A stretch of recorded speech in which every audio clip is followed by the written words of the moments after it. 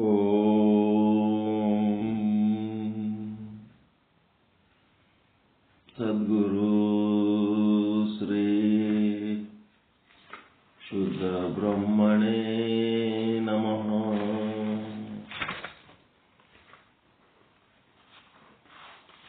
ಸಮಸ್ತ ಶುದ್ಧ ಬ್ರಹ್ಮ ಸ್ವರೂಪರಲ್ಲಿ ಅನಂತ ಅನಂತ ಪ್ರಣಾಮಗಳು. ಅವಿರಳ ಜ್ಞಾನಿ ಚನ್ನಬಸವೇಶ್ವರರ ವಚನ, ಅದರ ಒಂದು ಶಟಸ್ಥಲದ ವಚನಗಳ ಕಟ್ಟುಗಳ ಪೈಕಿ ಇಲ್ಲಿ ನಾನು ನಿನ್ನೆ ಏನು ಹೇಳಿದ್ದೆ, 6 ರೀತಿಯ ಲಿಂಗಗಳನ್ನು ಹೇಳಿದ್ದೆ. ಒಂದು ಮೊದಲು ಬರ್ಕೊಳ್ರಿ, ಆಚಾರ ಲಿಂಗ ಅಂತ ಬರ್ಕೊಳ್ರಿ. 6 ಲಿಂಗಗಳು. ಆಚಾರ ಲಿಂಗ,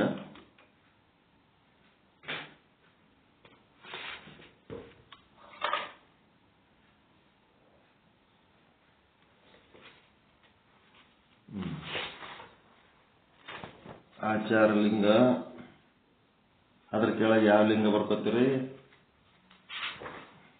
ಗುರುಲಿಂಗ,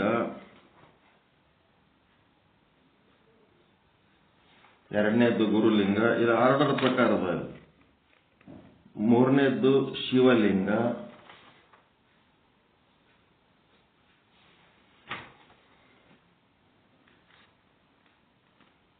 ನಾಲ್ಕನೇದ್ದು ಜಂಗಮಲಿಂಗ,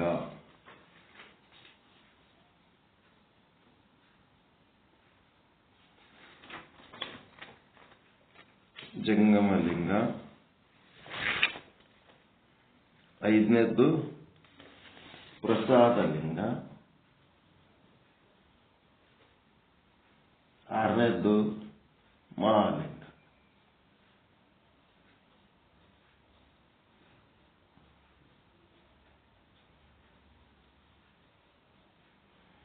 ನೀವು ಶಟಸ್ಥಲಗಳಂತೇನು ಹೇಳ್ತಿರಲ್ಲ,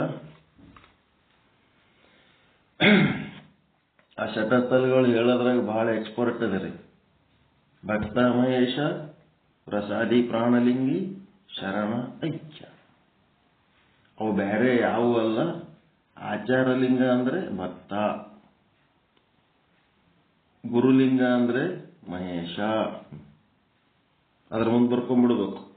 ಶಿವಲಿಂಗ ಅಂತಂದ್ರೆ ಪ್ರಸಾದಿ, ಜಂಗಮಲಿಂಗ ಅಂದ್ರೆ ಪ್ರಾಣಲಿಂಗಿ, ಮತ್ತೆ ಪ್ರಸಾದ ಲಿಂಗ ಅಂತಂದ್ರೆ ಶರಣ, ಮಹಾಲಿಂಗ ಅಂದ್ರೆ ಐಕ್ಯ.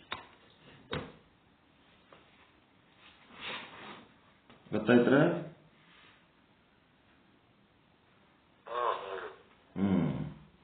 ಇದು ನಿಮಗೆ ಗೊತ್ತಾಗುತ್ತೆ. ಈ ಲಿಂಗ ಅಂದ್ರೆ ಏನು. ಇದಕ್ಕೆ ನೀವು ಭಕ್ತ ಸ್ಥಳನೂ ಅನ್ಬಹುದು, ಭಕ್ತನ ಆಚಾರ ಲಿಂಗ ಸ್ಥಳ ಅಂದ್ರೂ ಒಂದೇ. ಭಕ್ತನ ಗುರುಲಿಂಗ ಸ್ಥಳ ಅಂದ್ರೂ ಒಂದೇ, ಮಹೇಶ ಸ್ಥಳ ಅಂದ್ರೂ ಒಂದೇ. ಭಕ್ತನ ಶಿವಲಿಂಗ ಸ್ಥಳ ಅಂದ್ರೂ ಒಂದೇ, ಪ್ರಸಾದಿ ಸ್ಥಳ ಅಂದ್ರೂ ಒಂದೇ. ಭಕ್ತನ ಜಂಗಮಲಿಂಗ ಸ್ಥಳ ಅಂದ್ರೂ ಒಂದೇ, ಪ್ರಾಣಲಿಂಗಿ ಸ್ಥಳ ಅಂದ್ರೂ ಒಂದೇ.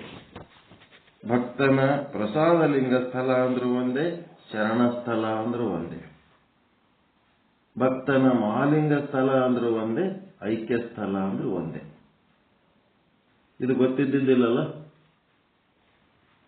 ಲಿಂಗಗಳು ಸಪರೇಟ್ ಹೇಳ್ತಿದ್ದೆವು. ಮತ್ತ ಇವು ಸ್ಥಳಗಳು ಸಪರೇಟ್ ಹೇಳ್ತಿದ್ದೆವು.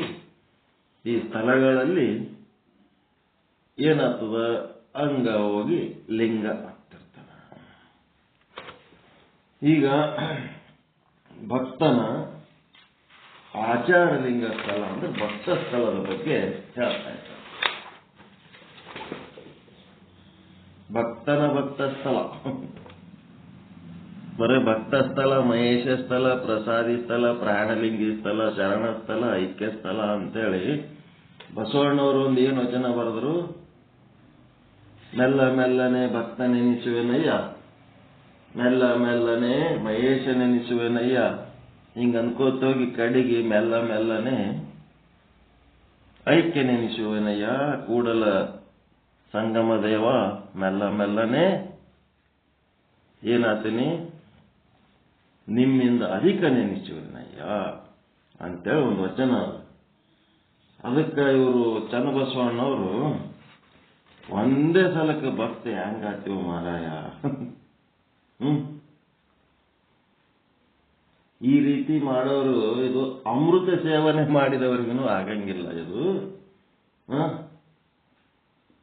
ಯಾವ ಸ್ಥಳದಲ್ಲಿ ನಿಂದರು ಆ ಸ್ಥಳ ಕಂಪ್ಲೀಟ್ ಅಲ್ಲ. ಭಕ್ತ ಸ್ಥಳದೊಳಗೆ ನಿಂತಾಗ ಭಕ್ತ ಸ್ಥಳ ಕಂಪ್ಲೀಟ್ ಆಗ್ಬೇಕಾದ್ರೆ ಭಕ್ತ ಸ್ಥಳ, ಭಕ್ತನ ಮಹೇಶ ಸ್ಥಳ, ಭಕ್ತನ ಪ್ರಸಾದಿ ಸ್ಥಳ, ಭಕ್ತನ ಪ್ರಾಣಲಿಂಗಿ ಸ್ಥಳ, ಭಕ್ತನ ಶರಣ ಸ್ಥಳ, ಭಕ್ತನ ಐಕ್ಯ ಸ್ಥಳ ಅಂತೇಳಿ ಭಕ್ತ ಸ್ಥಳದಾಗೆ ಶತಸ್ಥಳ, ಮಹೇಶನ ಭಕ್ತ ಸ್ಥಳ, ಮಹೇಶನ ಮಹೇಶ ಸ್ಥಳ, ಹಿಂಗ ಏನತ್ತವ 6×36. ಮತ್ತ ಅವು ಏನು ಅಂತೇಳಿ ಫಸ್ಟಿಗೆ ಅರ್ಥ ಮಾಡ್ಕೋಬೇಕು. ಭಕ್ತ ಸ್ಥಳ ಅಂದ್ರೆ ಅದು ಭಕ್ತನ ಜ್ಞಾನಿ ಸ್ಥಳ. ಈಗ ಮೊದಲು ಮಾಡಿದ್ರಲ್ಲ, ಭಕ್ತನ ಜ್ಞಾನಿ ಸ್ಥಳದೊಳಗ ತಾಮಸ ನಿರಸನ ಸ್ಥಳ ಮತ್ತು ಭಕ್ತ ನಿರ್ದೇಶನ ಸ್ಥಳ. ಅವ ಹೆಂಗಿರ್ತಾನ ಹೆಂಗಿರಬಾರ್ದು ಅನ್ನೋಂಥ ಜ್ಞಾನ ಏನು ಕೊಟ್ರಲ್ಲ ಅದು ಭಕ್ತನ ಜ್ಞಾನಿ ಸ್ಥಳ. ಆಮೇಲೆ ಈಗೇನು ಭಕ್ತನ ಭಕ್ತ ಸ್ಥಳ ಅಂದ್ರೆ ಭಕ್ತನ ಆಚಾರಲಿಂಗ ಸ್ಥಳ. ಓಕೆ, ಎಲ್ಲಿದೆ ಇವತ್ತು ಗೊತ್ತಾಯ್ತಾ ನಿಮ್ಗೀಗ? ಭಕ್ತನ ಭಕ್ತ ಸ್ಥಳ ಅಂದ್ರೆ ಭಕ್ತನ ಆಚಾರಲಿಂಗ ಸ್ಥಳ. ಭಕ್ತ ಜ್ಞಾನಿ ಸ್ಥಳ ಮುಗಿಸಿದ್ರಿ. ಭಕ್ತ ಜ್ಞಾನಿ ಸ್ಥಳದೊಳಗ ತಾಮಸ ನಿರ್ಧನ ಸ್ಥಳ ಮತ್ತು ವಸ್ತು ನಿರ್ದೇಶನ ಸ್ಥಳ ಅಂದ್ರೆ ಭಕ್ತನ ನಿರ್ದೇಶನ ಸ್ಥಳ ಆಯ್ತು. ಭಕ್ತನ ಆಚಾರಲಿಂಗ ಸ್ಥಳ ಅಂದ್ರೆ ಭಕ್ತನ ಭಕ್ತ ಸ್ಥಳ.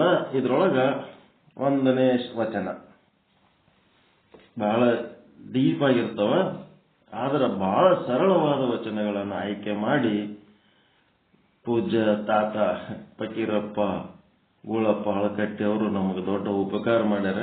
ಅದನ್ನು ಸುಮ್ಮನೆ ಓದಿದ್ರೆ ಅರ್ಥ ಆಗಿಬಿಡುತ್ತೆ. ಏನಪ್ಪ ಒಂದು ವಚನ, ಒಟ್ಟಿದ್ರೊಳಗೆ 4 ವಚನಗಳು ಕೊಟ್ಟಾರ. ಒಂದು ವಚನ ಇವತ್ತು ಓದೋಣ, ಉಳಿದಿದ್ದು ಮತ್ತೆ ನಾಳೆ ನೋಡೋಣ.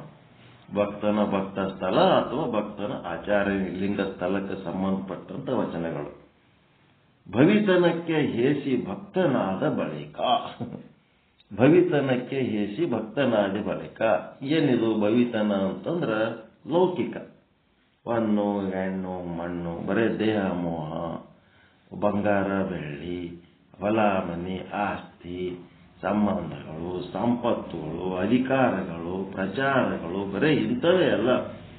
ಈ ಲೌಕಿಕ ಜಗತ್ತಿನೊಳಗೆ ಮಿಂಚಲಕ್ಕೆ ಹೋಗಿ ಅದು ಏನದ ಇದಿಷ್ಟು ಉಸಿರು ಬಂದಾಯ್ತಂದ್ರೆ ಅವೆಲ್ಲ ಹೋಗೇ ಬಿಡ್ತಾವ. ಆ ಉಸಿರಿಗೆ ನಮ್ಗ ಸಂಬಂಧ ಇಲ್ಲ. ಒಂದಿನ ಉಸಿರು ಬಂದಾಯ್ತಂದ್ರೆ ಅವೆಲ್ಲ ಡಿಸ್ಕನೆಕ್ಟ್ ಆಗ್ತಾವ. ನಾವು ಉಸಿರು ಬಂದಾದ್ಮೇಲೂ ನಮ್ಮ ಜೊತೆಗೆ ತಗೊಂಡು ಹೋಗಂತವನ್ನ ನಾವು ಮಹತ್ವ ಕೊಟ್ಟು ಅವುಗಳ ಸಂಗ್ರಹದಲ್ಲಿರ್ಬೇಕೆ ಹೊರತು ಇವುಗಳ ಸಂಗ್ರಹಕ್ಕೆ ಹೆಚ್ಚು ಮಹತ್ವ ಕೊಡಬಾರ್ದು ಅಂತೇಳಿ ಹೇಸ್ಕೋಬೇಕು ಅಂತ. ಭವಿತನಕ್ಕೆ ಹೇಸಿ ಭಕ್ತನಾದ ಬಳಿಕ ಪರಮಾತ್ಮನ ಕಡೆ, ಶುದ್ಧ ಬ್ರಹ್ಮನ ಕಡೆ ಒಳ್ಳೆದ ಮೇಲೆ ಆ ಭವಿಸಂಗ ಭಂಗವೆಂದರಿವುದು ನೋಡ. ಅಂತ ಭವಿಗಳ ಸಂಘ ಮಾಡಿದರೆ ಅದು ಭಂಗ. ಯಾರು ಬರೇ ಲೌಕಿಕ ಬ್ರಹ್ಮಾಂಡದ ವಿಷಯ ಅಷ್ಟೇ ಮಾತಾಡ್ತಾರ, ಬ್ರಹ್ಮನ ವಿಷಯಕ್ಕೆ ಯಾರು ಬರಂಗಿಲ್ಲ, ಬರೇ ಬ್ರಹ್ಮಾಂಡದ ವಿಷಯ ಯಾರು ಮಾತಾಡ್ತಾರ, ಅಂತ ಸಂಘ ಏನಾಗ್ತದ ಅಂತಂದ್ರ ಈ ಭಕ್ತನ ಆಚಾರಲಿಂಗ ಸ್ಥಳ ಅಥವಾ ಭಕ್ತನ ಭಕ್ತ ಸ್ಥಳಕ್ಕೆ ಭಂಗ ತರ್ತದ, ಕೆಡಿಸ್ತದ ಇದು. ಅದಕ್ಕೆ ಬರೀ ಬ್ರಹ್ಮಾಂಡದ ವಿಷಯ, ಬರೀ ಸೃಷ್ಟಿ ವಿಷಯ, ಬರೀ ಲೌಕಿಕ ವಿಷಯ ಯಾರು ಮಾತಾಡ್ತಾರ ಅಂತವ್ರ ಜೊತೆಗೆ ಸಂಘ ಮಾಡಬೇಡ ಅಂತೇಳಿ ಹೇಳ್ತಾನ. ಎಂತ ಸಂಘ ಇರ್ಬೇಕಂತ ಹೇಳ್ತಾನ? ಬ್ರಹ್ಮಜ್ಞಾನಿಗಳ ಸಂಘ ಇರಬೇಕು, ಬ್ರಹ್ಮಾಂಡ ಜ್ಞಾನಿಗಳ ಸಂಘ ಬೇಡ. ಗೊತ್ತಾಯ್ತ್ರ? ಅದಕ್ಕೆ ಭವಿ ಮಿಶ್ರದ ಭಂಗಗಾರರು ನಮ್ಮ ಕೂಡಲ ಚನ್ನ ಸಂಗಮ ದೇವನಲ್ಲಿ ಅತ್ತಲೂ ಇಲ್ಲ ಇತ್ತಲೂ ಇಲ್ಲ. ಎಷ್ಟು? 2 ಸಾಲು. ಆ ಕಡೆ ಬ್ರಹ್ಮಾಂಡದ ಜ್ಞಾನ ಉಳ್ಳಂತ ಸಂಘದಾಗೂ ಉಳಿಯಂಗಿಲ್ಲ, ಈ ಕಡೆ ಬ್ರಹ್ಮನ ಜ್ಞಾನ ಉಳ್ಳಂತವ್ರ ಸಂಘದನ್ನು ಉಳಿಯಂಗಿಲ್ಲ. ಅತ್ತಲೂ ಇಲ್ಲ ಇತ್ತಲೂ ಇಲ್ಲ. ಯಾರು? ಭವಿ ಮಿಶ್ರದ ಭಂಗಗಾರರು. ಬರೇ ಲೌಕಿಕದಾಗ ಮುಳುಗಿ ಈ ಒಂದು ಯಾವ ವಿಚಾರದಲ್ಲಿ ಇರ್ತಾರ ಅವರು ಭಗವಂತನ ಕಡೆ ಯಾರು ಹೊಳ್ಳಂಗಿಲ್ಲ ಅಂತವ್ರ ಜೊತೆಗೆ ಸೇರಿಬಿಟ್ರ ಆ ಕಡೆ ಅವ್ರಂಗೂ ಆಗಲ್ಲ, ಈ ಕಡೆ ಇವ್ರಂಗೂ ಆಗಂಗಿಲ್ಲ. ಅದೇನು ಅಗಸರು ನಾಯಿ ಹಳ್ಳನು ಕಾಯಲ್ಲ ಮನಿನೂ ಕಾಯಲ್ಲ ಅನ್ನಂಗಾಗ್ತವ. ಭವಿತನಕ್ಕೆ ಹೇಸಿ ಭಕ್ತನಾದ ಬಳಿಕ ಆ ಭವಿ ಸಂಘವೆಂಬುದು ಭಂಗವೆಂದರಿಯುವುದು ನೋಡ. ಅದು ನಮಗೆ ಕೆಡಿಸ್ತದ. ರೊಕ್ಕದ ಬೆನ್ನು ಹತ್ತಿದವ್ರದು, ಫಲಾಮಣಿ ಆಸ್ತಿ ಮಾಡೋರು ಬೆನ್ನು ಹತ್ತದು, ಮತ್ತೆ ಇವು ದೇಹ ಸುಖ ಕುಡಿಯೋದು, ತಿನ್ನೋದು, ರಾಂಡಬಾಜಿ ಮಾಡೋದು, ಇಂಥವ್ರು ಬೆನ್ನು ಹತ್ತಿ ಲೌಕಿಕ ವಿಷಯ ಸುಖಕ್ಕೆ ಬೆನ್ನು ಹತ್ತಿದವ್ರದು, ಇಂಥವ್ರು ಬೆನ್ನು ಹತ್ತಿಬಿಟ್ರಿ ಅಂತಂದ್ರ ಕೆಟ್ಟ ಹೋಗ್ಬಿಡ್ತೀರಿ ನೀವು. ಈ ಕಡೆ ಬ್ರಹ್ಮಜ್ಞಾನಿಗಳು ಹಾಕಲ್ಲ, ಆ ಕಡೆ ಬ್ರಹ್ಮಾಂಡ ಜ್ಞಾನಿಗಳು ಆಗಂಗಿಲ್ಲ. ಹಿಂಗಾಗಿ ಅತ್ತಲೂ ಇಲ್ಲ ಇತ್ತಲೂ ಇಲ್ಲ. ಎರಡೂ ಮಾಡ್ಲಕ್ಕೆ ಹೋಗ್ಬೇಡ್ರಿ. ಒಂದ್ ಸ್ವಲ್ಪ ನಿಷ್ಠೆ ಅಂದ್ರೆ ಮೊದಲ ಅಂತ ಜನರ ಸಂಘ ಬಿಡ್ರಿ ಅಂತ ಹೇಳ್ತಾರೆ. ಸಂಘ ಹೆಂಗ್ ಮಾಡ್ತೀರಿ? ಚಲೋ ಅದಲ್ಲ. ಎರಡೇ ಸಾಲ ವಚನ ಇದು. ಭವಿತನಕ್ಕೆ ಹೇಸಿ ಭಕ್ತನಾದ ಬಳಿಕ ಆ ಭವಿ ಸಂಘ ಭಂಗವೆಂದರಿಯುವುದು ನೋಡ. ಭವಿ ಮಿಶ್ರದ ಭಂಗಗಾರರು ನಮ್ಮ ಕೂಡಲ ಚೆನ್ನ ಸಂಗಮ ದೇವರಲ್ಲಿ ಅಂತವರು ಅತ್ತಲೂ ಅಲ್ಲ ಇತ್ತಲೂ ಅಲ್ಲ. ಯಾರೇ ನೀವು ಬ್ರಹ್ಮಜ್ಞಾನದ ಬಗ್ಗೆ ಒಂದ್ ಸ್ವಲ್ಪ ಪರಿಚಯ ಮಾಡಿದ್ರೆ ಚೇ ಚೇ ಚೇ ಚೇ ಚೇ ಬ್ಯಾಡ್ರಿ ಅಂತ ವಿಚಾರಗಳೇ ಬೇಡ ನಮಗಂತೇಳಿ ಯಾರು ಅದರಿಂದ ಮೂಗ್ ಮುರಿದು ಹಿಂದಕ್ಕೆ ಸರ್ಕೋತಾರ. ಹಿಂದಕ್ಕೆ ಸರ್ಕೊಂಡ್ರು ಅಂದ್ರೆ ಅವ್ರೇನದರವರು ಭವಿಸಂಘ, ಭವಿಗಳು. ಆ ಭವಿಗಳ ಅಂತ ತಿಳ್ಕೊಂಡ್ಮೇಲೆ ಅಂಥವ್ರ ಸಂಘದಾಗ ಇರ್ಲಕ್ ಹೋಗ್ಬೇಡ್ರಿ. ಯಾರು ನೀವು ಸತ್ಸಂಗ ಬ್ರಹ್ಮಜ್ಞಾನ ಈ ವಿಚಾರಗಳು ಹೇಳಿದ್ರೆ ಯಾರು ನಿಮಗೆ ಇಷ್ಟಪಟ್ಟ ಕೇಳ್ತಾರ ಅಂತ ಜನರ ಜೊತೆಗೆ ಇರ್ರಿ. ಮತ್ತೆ ನಿಮಗೂ ಅವ್ರ ತಿಳಿದ ಬ್ರಹ್ಮಜ್ಞಾನ ಹೇಳ್ತಿದ್ರಂದ್ರೆ ಬಹಳ ಚಲೋ, ಅಂಥವ್ರ ಜೊತೆಗೆ ಇರ್ರಿ. ಈ ಕೆಲ್ಸಕ್ಕೆ ಬರಲಾರ್ದ ಲೌಕಿಕ ಭವಿಗಳ ಜೊತೆಗೆ ಇದ್ದು ನಿಮ್ಮದ ಹಾಳು ಮಾಡ್ಕೋಬೇಡ್ರಿ. ನೀವೇನಾರ ಅಂಥವ್ರ ಸಂಘದಾಗ ಇದ್ರಿ ಅಂತಂದ್ರ ನೀವು ಏನಾಗ್ತೀರಿ? ಅತ್ತಲೂ ಅಲ್ಲ ಇತ್ತಲೂ ಅಲ್ಲ ಅಂತ. ಭಕ್ತನ ಭಕ್ತ ಸ್ಥಳದ 1ನೇ ಇನ್ಸ್ಟ್ರಕ್ಷನ್ ಸಜ್ಜನರ ಸಂಘ ಎಂಥದು? ಆಸ್ತಿಕ ನಾಸ್ತಿಕ ಅಂತಿರಲ್ಲ, ಆಸ್ತಿಕರ ಸಂಘದಾಗಿರ್ಬೇಕು. ಆಸ್ತಿಕರ ಸಂಘದೊಳಗೆ ನಿಮ್ಮ ವೀರಶೈವ ಸಿದ್ಧಾಂತ ಸರಿಯಾಗಿ ಅರ್ಥ ಮಾಡಿಕೊಂಡು ಸರಿಯಾಗಿ ಹೇಳೋರು ಕೇಳೋರು ಇರ್ಬೇಕು. ಆ ವೀರಶೈವ ಸಿದ್ಧಾಂತವನ್ನು ಅಪಾರ್ಥ ಮಾಡಿ ಹೊಲಸೆಬ್ಸೋರು ಇರಬಾರ್ದು. ಒಂದೊಂದು ಏನು ಗೊತ್ತೇ ಇಲ್ಲ, ಸರಿಯಾಗಿ ಓದ್ಕೊಂಡಿರಲ್ಲ, ಸರಿಯಾಗಿ ಬರ್ದಿರಲ್ಲ, ದೊಡ್ಡ ಪಂಡಿತರಂಗ ಫೇಸ್ಬುಕ್ನಾಗ ಹಾಕೋತ ಹೊಂಟು ಬಿಡ್ತಾರ. ಜಂಗಮ ಜಾತಿವಾಚಕ ಅಲ್ಲ ಅಂತೇಳಿ ಬಸವಾದಿ ಶರಣರ ವಚನಗಳು ಓದಿದ್ರ ಅವ್ರದ್ದು ಇಡೀ ಜನ್ಮ ಗುರುಲಿಂಗ ಜಂಗಮಕ್ಕೆ ಮೀಸಲಿಟ್ಟು ಸೌಂದ್ ಹೋಗ್ಯಾರ. ಆ ಜಂಗಮ ಸೇವೆ ಯಾವ ರೀತಿ ಮಾಡ್ಯಾರ, ಜಂಗಮರ ಲೀಲೆ ಯಾವ ರೀತಿ ನಡೆಸ್ಯಾರ. 1,96,000 ಜಂಗಮರನ್ನ ಅವರು ಸೇವೆ ಮಾಡಿ ದಾಸೋಹ ನಡೆಸಿ ಅವರ ಧರ್ಮ ಪ್ರಚಾರಕ್ಕೆ ಬಳಸಿಕೊಂಡು ಅವರ ಶಕ್ತಿ ಸಾಮರ್ಥ್ಯಗಳನ್ನ ಲೋಕಕ್ಕೆ ಬೆಳಕು ತೋರಿ ಏನ್ ಮಾಡಿದ್ರು? ಉದ್ಧಾರ ಆಗಿ ಹೋಗ್ಯಾರ. ಅಂತ ವಚನಗಳನ್ನ ಬಳಸ್ಕೊಂಡು ಇವತ್ತಿನ ದಿವಸ ಜಂಗಮವನ್ನ ವಿರೋಧ ಮಾಡುವಂತ ಜನ ತಯಾರಾಗ್ಬಿಟ್ರು. ಜಂಗಮ ಸಾಮಾಜಿಕ ಕಳಕಳಿ ಉಳ್ಳವನು, ತತ್ವಜ್ಞಾನಿ ಇದ್ದವನು, ಉದ್ಧಾರ ಮಾಡವನಿಗೆ ಏನ್ ಮಾಡಿಬಿಟ್ರು? ಕೆಡಿಸಿದ್ರ. ಅದು ವಚನಗಳನ್ನ ಸರಿಯಾಗಿ ಅರ್ಥ ಮಾಡ್ಕೊಂಡವ್ರ ಲಕ್ಷಣ ಏನ್ರಿ ಅದು? ಹಿಂಗಾಗಿ ಅದು ಜಂಗಮಕ್ಕ ಬೈಯೋದು, ಗುರುಗಳಿಗೆ ಬೈಯೋದು, ಒಂದೇ ಏನೋ ಹಿಡ್ಕೊಂಡು ತಮ್ಮದೇ ಒಂದು ಸಾಧಿಸ್ತಾರಲ್ಲ ಅಂಥವ್ರ ಸಂಘ ಎಂದು ಮಾಡ್ಲಕ್ಕೆ ಹೋಗ್ಬಾರ್ದು. ಯಾರಿಗೆ ಹುಡುಕ್ಬೇಕು? ಯಾರನ್ನ ಫಾಲೋ ಮಾಡ್ಬೇಕು? ನೀವು ಎಲ್ಲ ಕೇಳ್ಬೇಕು. ಸಬ್ಕಾ ಸುನ್ನ ಮತ್ತೇನ್ ಮಾಡ್ಬೇಕು? ಮುಂದೆ ಕೇಳಿರಿಲ್ಲ ಕಹಾವತ್, ಸಬ್ಕಾ ಸುನ್ನ ಖುದ್ ಕಾ ಕರ್ನ.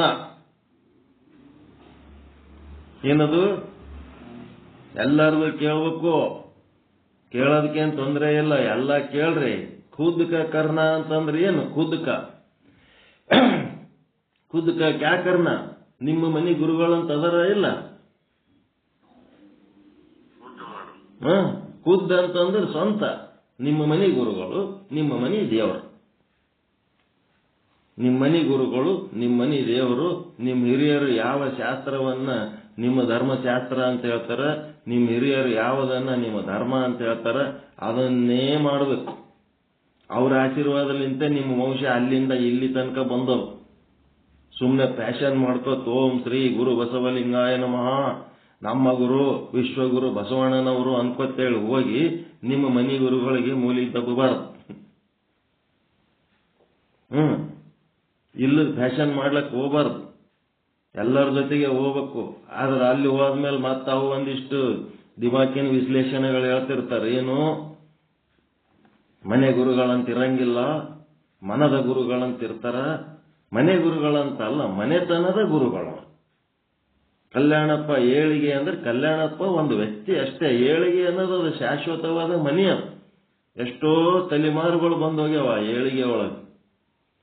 ಆ ಏಳಿಗೆ ಮನೆತನಕ್ಕೆ ಒಬ್ಬ ಗುರು, ಅದೇ ಮನೆ ಗುರುಗಳು, ಮನೆತನದ ಗುರುಗಳು, ಮನೆ ಗುರುಗಳು. ಅವೆಲ್ಲ ಇಲ್ಲದ ಕೆಲಸಕ್ಕೆ ದಾರಿ ತಪ್ಪಿಸಂತವ್ ಇರ್ತಾವ, ಅಂತ ಅಲ್ಲಿ ಹೋಗ್ಲಕ್ಕೆ ಹೋಗ್ಬಾರ್ದು.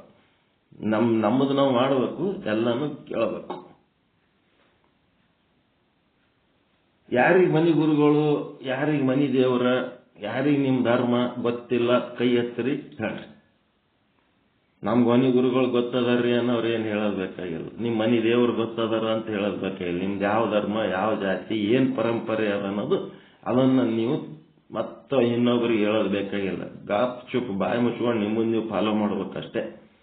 ಅದ್ರೊಳಗೆ ಏನು ಕಾಂಪ್ರಮೈಸ್ ಇಲ್ಲ, ಡಿಸ್ಕಷನ್ ಇಲ್ಲ, ಹಾಂಗಿಲ್ಲ ಹೇಂಗಿಲ್ಲ. ಅದು ಮಾಡಲೇಬೇಕು.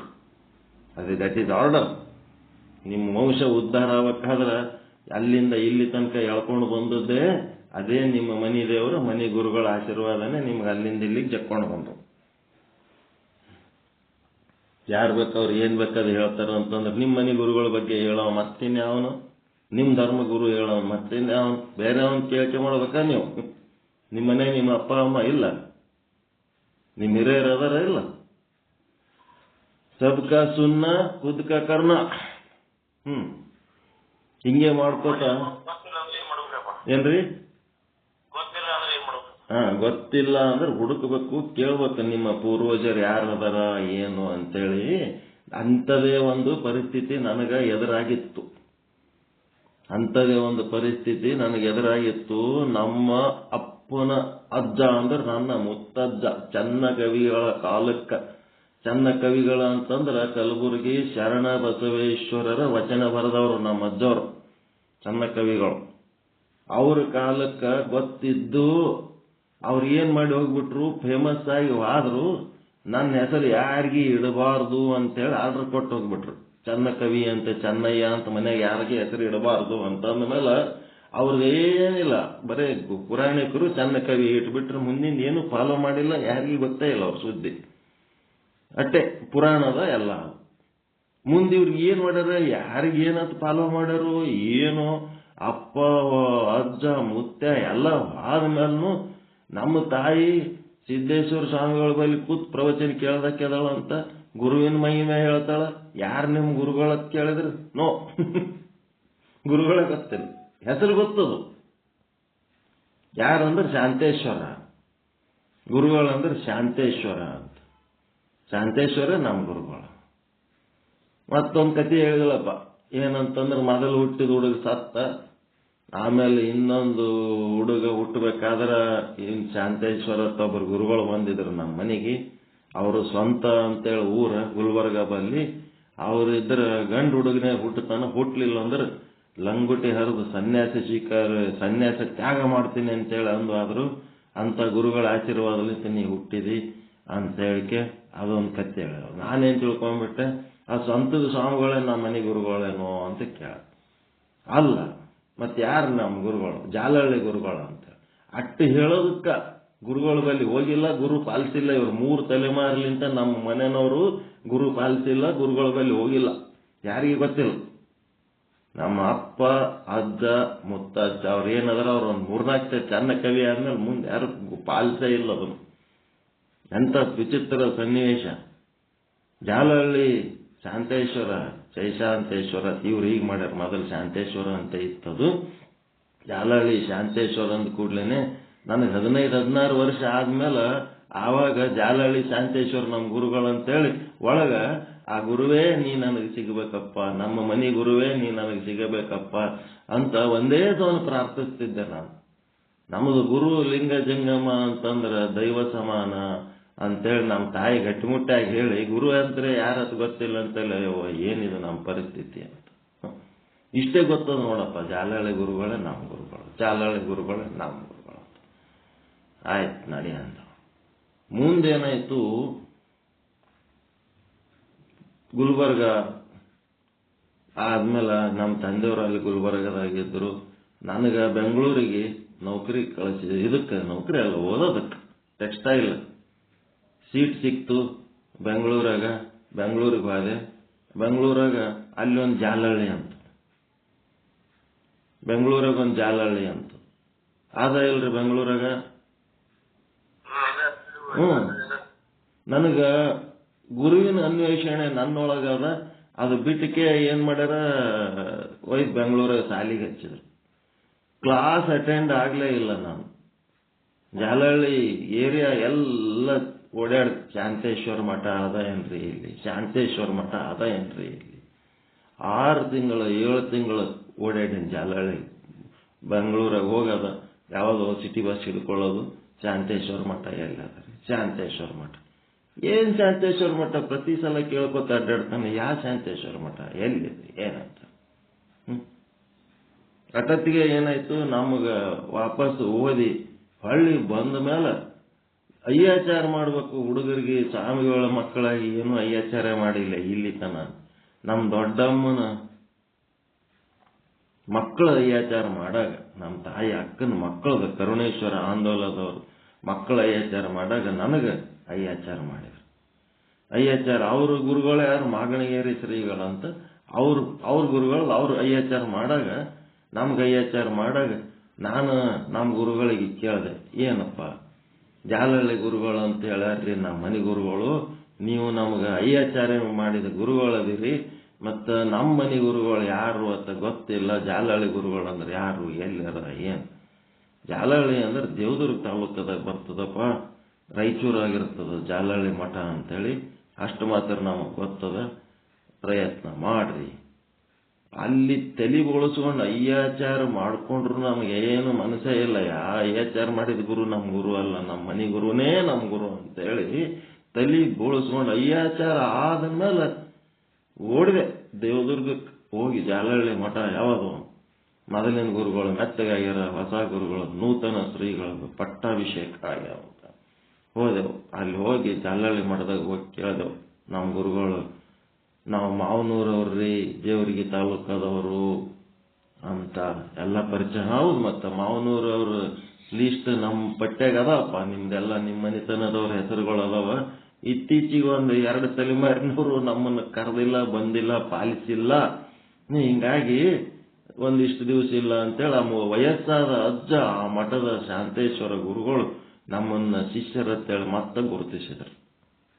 ಇದು ನೀವು ಹುಡುಕ್ಬೇಕನ್ನ ತವಕ ಇತ್ತು ಅಂತಂದ್ರೆ ಸಿಕ್ಕೇ ಸಿಗ್ತಾರೆ.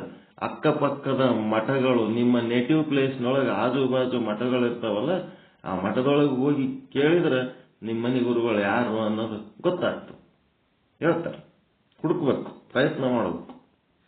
ಅಲ್ಲಿ ಆದ್ರೂ ಒಪ್ಕೋತು. ನಮ್ಮ ಲೀಸ್ಟ್ ಎಲ್ಲ ಮಾವನೂರವ್ರದೆಲ್ಲ ಹೆಸರುಗಳದ.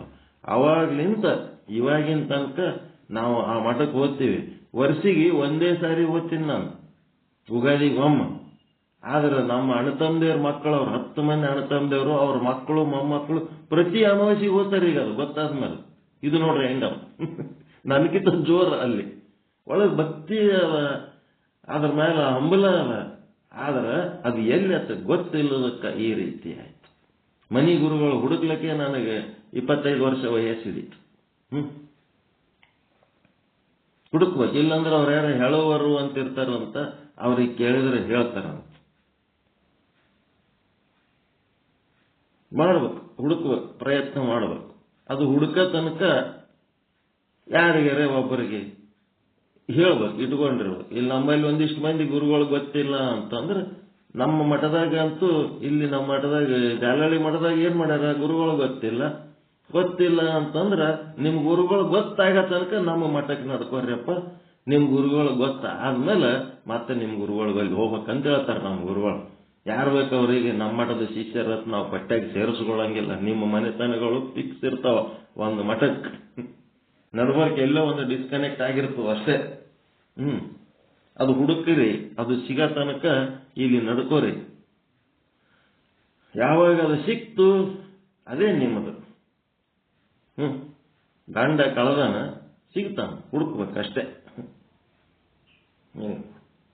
ಅದಕ್ಕೆ ಹೇಳೋರು ಅಂತ ಇರ್ತಾರಂತ, ಅವ್ರಿಗೆ ಕೇಳ್ರಿ, ಅಲ್ಲಿ ಇರ್ತಾರೋ ಅವ್ರ ರೆಕಾರ್ಡ್ಸ್ ಎಲ್ಲಿರ್ತಾವ ಎಲ್ಲ ಆ ಪರಂಪರೆ ಹುಡುಕೋದ್ರಾಗ ಸಿಗ್ತಾವ, ಗೊತ್ತಾಗ್ತವ. ನಿಮ್ಮ ಮನೆತನದ ಹೆಸರು ಯಾವುದಾದ್ರೂ ಒಂದು ಮಠದ ಪಟ್ಟಾಗಿ ಇದ್ದೇ ಇರ್ತದ.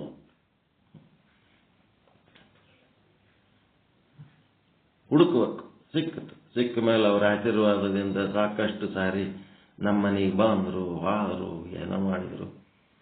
ಮುಂದೆ ಬರ್ತಾ ಬರ್ತಾ ಇಲ್ಲಿ ರಾಯಚೂರಾಗ ಏನಾಯ್ತಂದ್ರ, ನಮ್ಮದು ಬಡವ್ರ ಮನೆ, ಅಷ್ಟೊಂದು ವೈಭವ ಸ್ವಾಮೀಜಿಗಳಿಗೆ ಮಾಡಷ್ಟು ನಮ್ಮ ಹತ್ರ ಇಲ್ಲ. ನಮ್ಮಲ್ಲಿ ಎಷ್ಟು ಸಾಧ್ಯದ ಅಷ್ಟು ಉಪಚಾರ ಮಾಡ್ತಿದ್ದೆವು. ಬಟ್ ಅವರಿಗೆ ಶ್ರೀಮಂತ ಶಿಷ್ಯರೆಲ್ಲ ಪರಿಚಯ ಆಗಿ ಅವ್ರೇನ್ ಮಾಡಿದ್ರು, ದೊಡ್ಡ ದೊಡ್ಡ ಶ್ರೀಮಂತರು AC ಕಂಡೀಷನ್, ಏರ್ ಕಂಡೀಷನ್ದಾಗ ಕಾರ್ ಓಡಾಡೋದು, ಏರ್ ಕಂಡೀಷನ್ ಮನೆಗಳದವಲ್ಲ ಅಂತ ಶಿಷ್ಯರ ಮನೆಯಾಗ ಹೋಗಿ ಇಳ್ಕೊಳ್ಳೋದು ಅದು ಅವ್ರು ಚಾಲು ಮಾಡಿದ್ರು. ಯಾರು ಏನಕ್ಕೆ ಮಾಡಲ್ಲ, ಗುರುಗಳಿಗೆ ನಾವೇನು ಅನ್ನೋದಲ್ಲ. ನಮಗೆ ಬೇಕಿದ್ದಾಗ ನಾವು ಹಾದೇವ ಅಂತಂದ್ರೆ ನಮಗೆ ಆತ್ಮೀಯತೆಯಲ್ಲಿಂತ ತಾಯಿಗಿಂತ ಹೆಚ್ಚಿನ ಪ್ರೀತಿ ಕೊಡ್ತಾರ, ಅನುಭವಿಸ್ತೀವಿ. ಅದು ಗುರುವನ್ನ ಹುಡುಕಿದಂತ ಒಂದು. ಅದಕ್ಕೆ ಯಾರು ಏನೇ ಹೇಳಿದ್ರು ಇವೆಲ್ಲ ಏನದವ ಸಹಕಾರಿಗಳು. ಮುಖ್ಯ ಗಂಡ, ನಿಮ್ಮ ಮನೆ ದೇವರು, ನಿಮ್ಮ ಮನೆ ಗುರುಗಳು, ನಿಮ್ಮ ಧರ್ಮ, ನಿಮ್ಮ ಜಾತಿ, ನಿಮ್ಮ ಕುಲದೇವತೆ. ನಿಮ್ಮ ಕುಲ ಅದಲ್ಲ, ಕುಲಕ್ಕೊಂದು ಕುಲದೇವತೆ ಅಂತ ಒಂದು ಇರ್ತದಲ್ಲ, ಅದನ್ನು ಪಾಲಿಸ್ಕೊತಿರ್ಬೇಕು. ನಿಮ್ಮ ಕುಲದೇವತೆ ಯಾವುದದ ಕೇಳಬೇಕು, ಆ ದೇವತೆಯನ್ನ ಗೌರವಿಸಬೇಕು. ಆ ಪರಂಪರೆಯನ್ನ ಬಿಟ್ಟು ನೀವೇನಾರ ಹುಚ್ಚುಚ್ಚು ಪ್ಯಾಷನ್ ಮಾಡ್ಲಕ್ ಆದ್ರಿ, ನೀವು ಅತ್ತಲೂ ಅಲ್ಲ ಇತ್ತಲೂ ಅಲ್ಲ.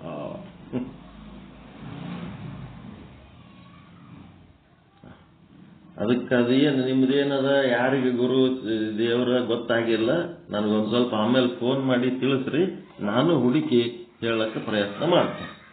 ನಿಮಗೊಂದು ಕರೆಕ್ಟ್ ಚಾನಲ್ಗೆ ತಗೊಂಡು ಹೋಗ್ಲಕ್ಕೆ ಪ್ರಯತ್ನ ಮಾಡ್ತೀನಿ. ಏನ್ ಹೇಳೋದು ತಪ್ಪನ ಸರಿ ರೇ ಇದು?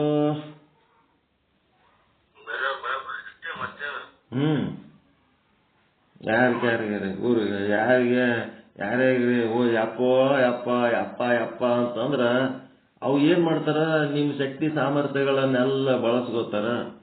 ಮತ್ತ ನಿಮಗ್ ಬೇಕಂದಾಗ ತಮ್ಮ ಅನುಕೂಲಕ್ಕೆ ನಿಮ್ಮನ್ನು ಬಳಸ್ಕೋತಾರ. ಯಾರು ಬೇಕವ್ರಿಗೆ ಯಪ್ಪ ಯಪ್ಪ ಸ್ವಾದ್ರೆ ಅಂದ್ರೆ ಇವೆಲ್ಲ ಸಂಸ್ಥೆಗಳು ಏನದವ ನಿಮ್ಮನ್ನು ಬಳಸ್ಕೋತಾವ. ನಿಮ್ಮ ಅವಶ್ಯಕತೆಗೆ ಏನಾರೇ ಅಲ್ಲಿ ಇಂಡೆಂಟ್ ಹಾಕಿದ್ರಿ ಅಂತಂದ್ರ ಅವಾಗ ಯಾರಿಗೆ ಹುಟ್ಟಿದವ ಮಗನೇ ಅಂತಾರ. ನಿಮ್ಮ ಅವಶ್ಯಕತೆಗೆ ಅವು ಏನು ಉಪಯೋಗ ಇಲ್ಲ, ಅವ್ರ ಅವಶ್ಯಕತೆ ನಿಮ್ಮನ್ನು ಬಳಸ್ಕೋತಾರ ಅಷ್ಟೇ. ಅಂತ ಸಂಸ್ಥೆಗಳು ಇವೆಲ್ಲ.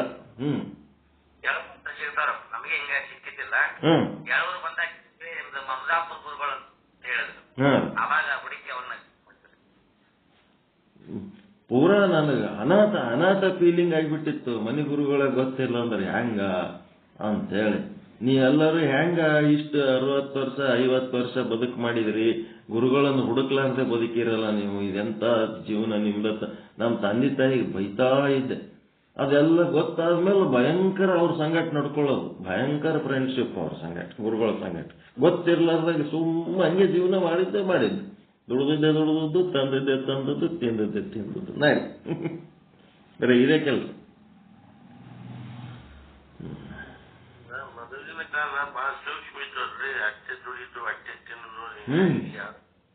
ಕಷ್ಟ ಜೀವನ, ಬಹಳ ಕಷ್ಟ ಜೀವನ. ಕೆಂಪು ಜೋಳದ ರೊಟ್ಟಿ ತಿನ್ನೋದು, ಸಜ್ಜೆ ರೊಟ್ಟಿ ತಿನ್ನೋದು, ಅನ್ನ ರೇಷನ್ ಅಕ್ಕಿ ತಿನ್ನೋದು. ರೇಷನ್ದೊಳಗೆ ಸಕ್ಕರೆ ಸಿಗ್ತಿತ್ತು, ಹೊರಗೆ ಸಕ್ಕರೆ ಸಿಗ್ತಿದ್ದಿಲ್ಲ. ಬಹಳ ಕಷ್ಟ ಆಯ್ತು ಪರಿಸ್ಥಿತಿ.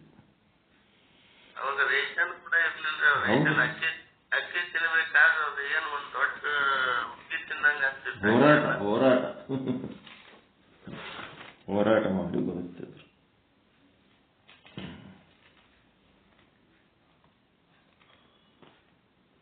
ಎಷ್ಟೈತೆ ಟೈಮ್? 7:59 8 ನಾವು ಅದಕ್ಕೆ ಇದು ಮಾತಾಡ್ಲಕತ್ತೀವಿ ಅಂದ್ರೆ ಕಣ್ಣಾಗ ಚಸ್ಮಾ ಸರಿಗಿಲ್ಲ ನಂದು, ಅದರ ಸಲುವಾಗಿ ಬಾಯಿ ಮಾತಾಡ್ಲಕತ್ತೀನಿ ನಿಮ್ಮ ಸಂಗಟ.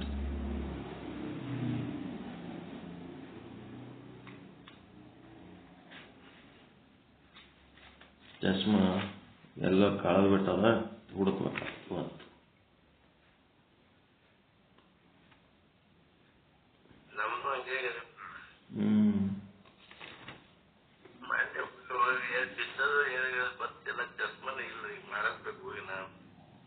ಚಸ್ಮಾ ಇಲ್ರಿ.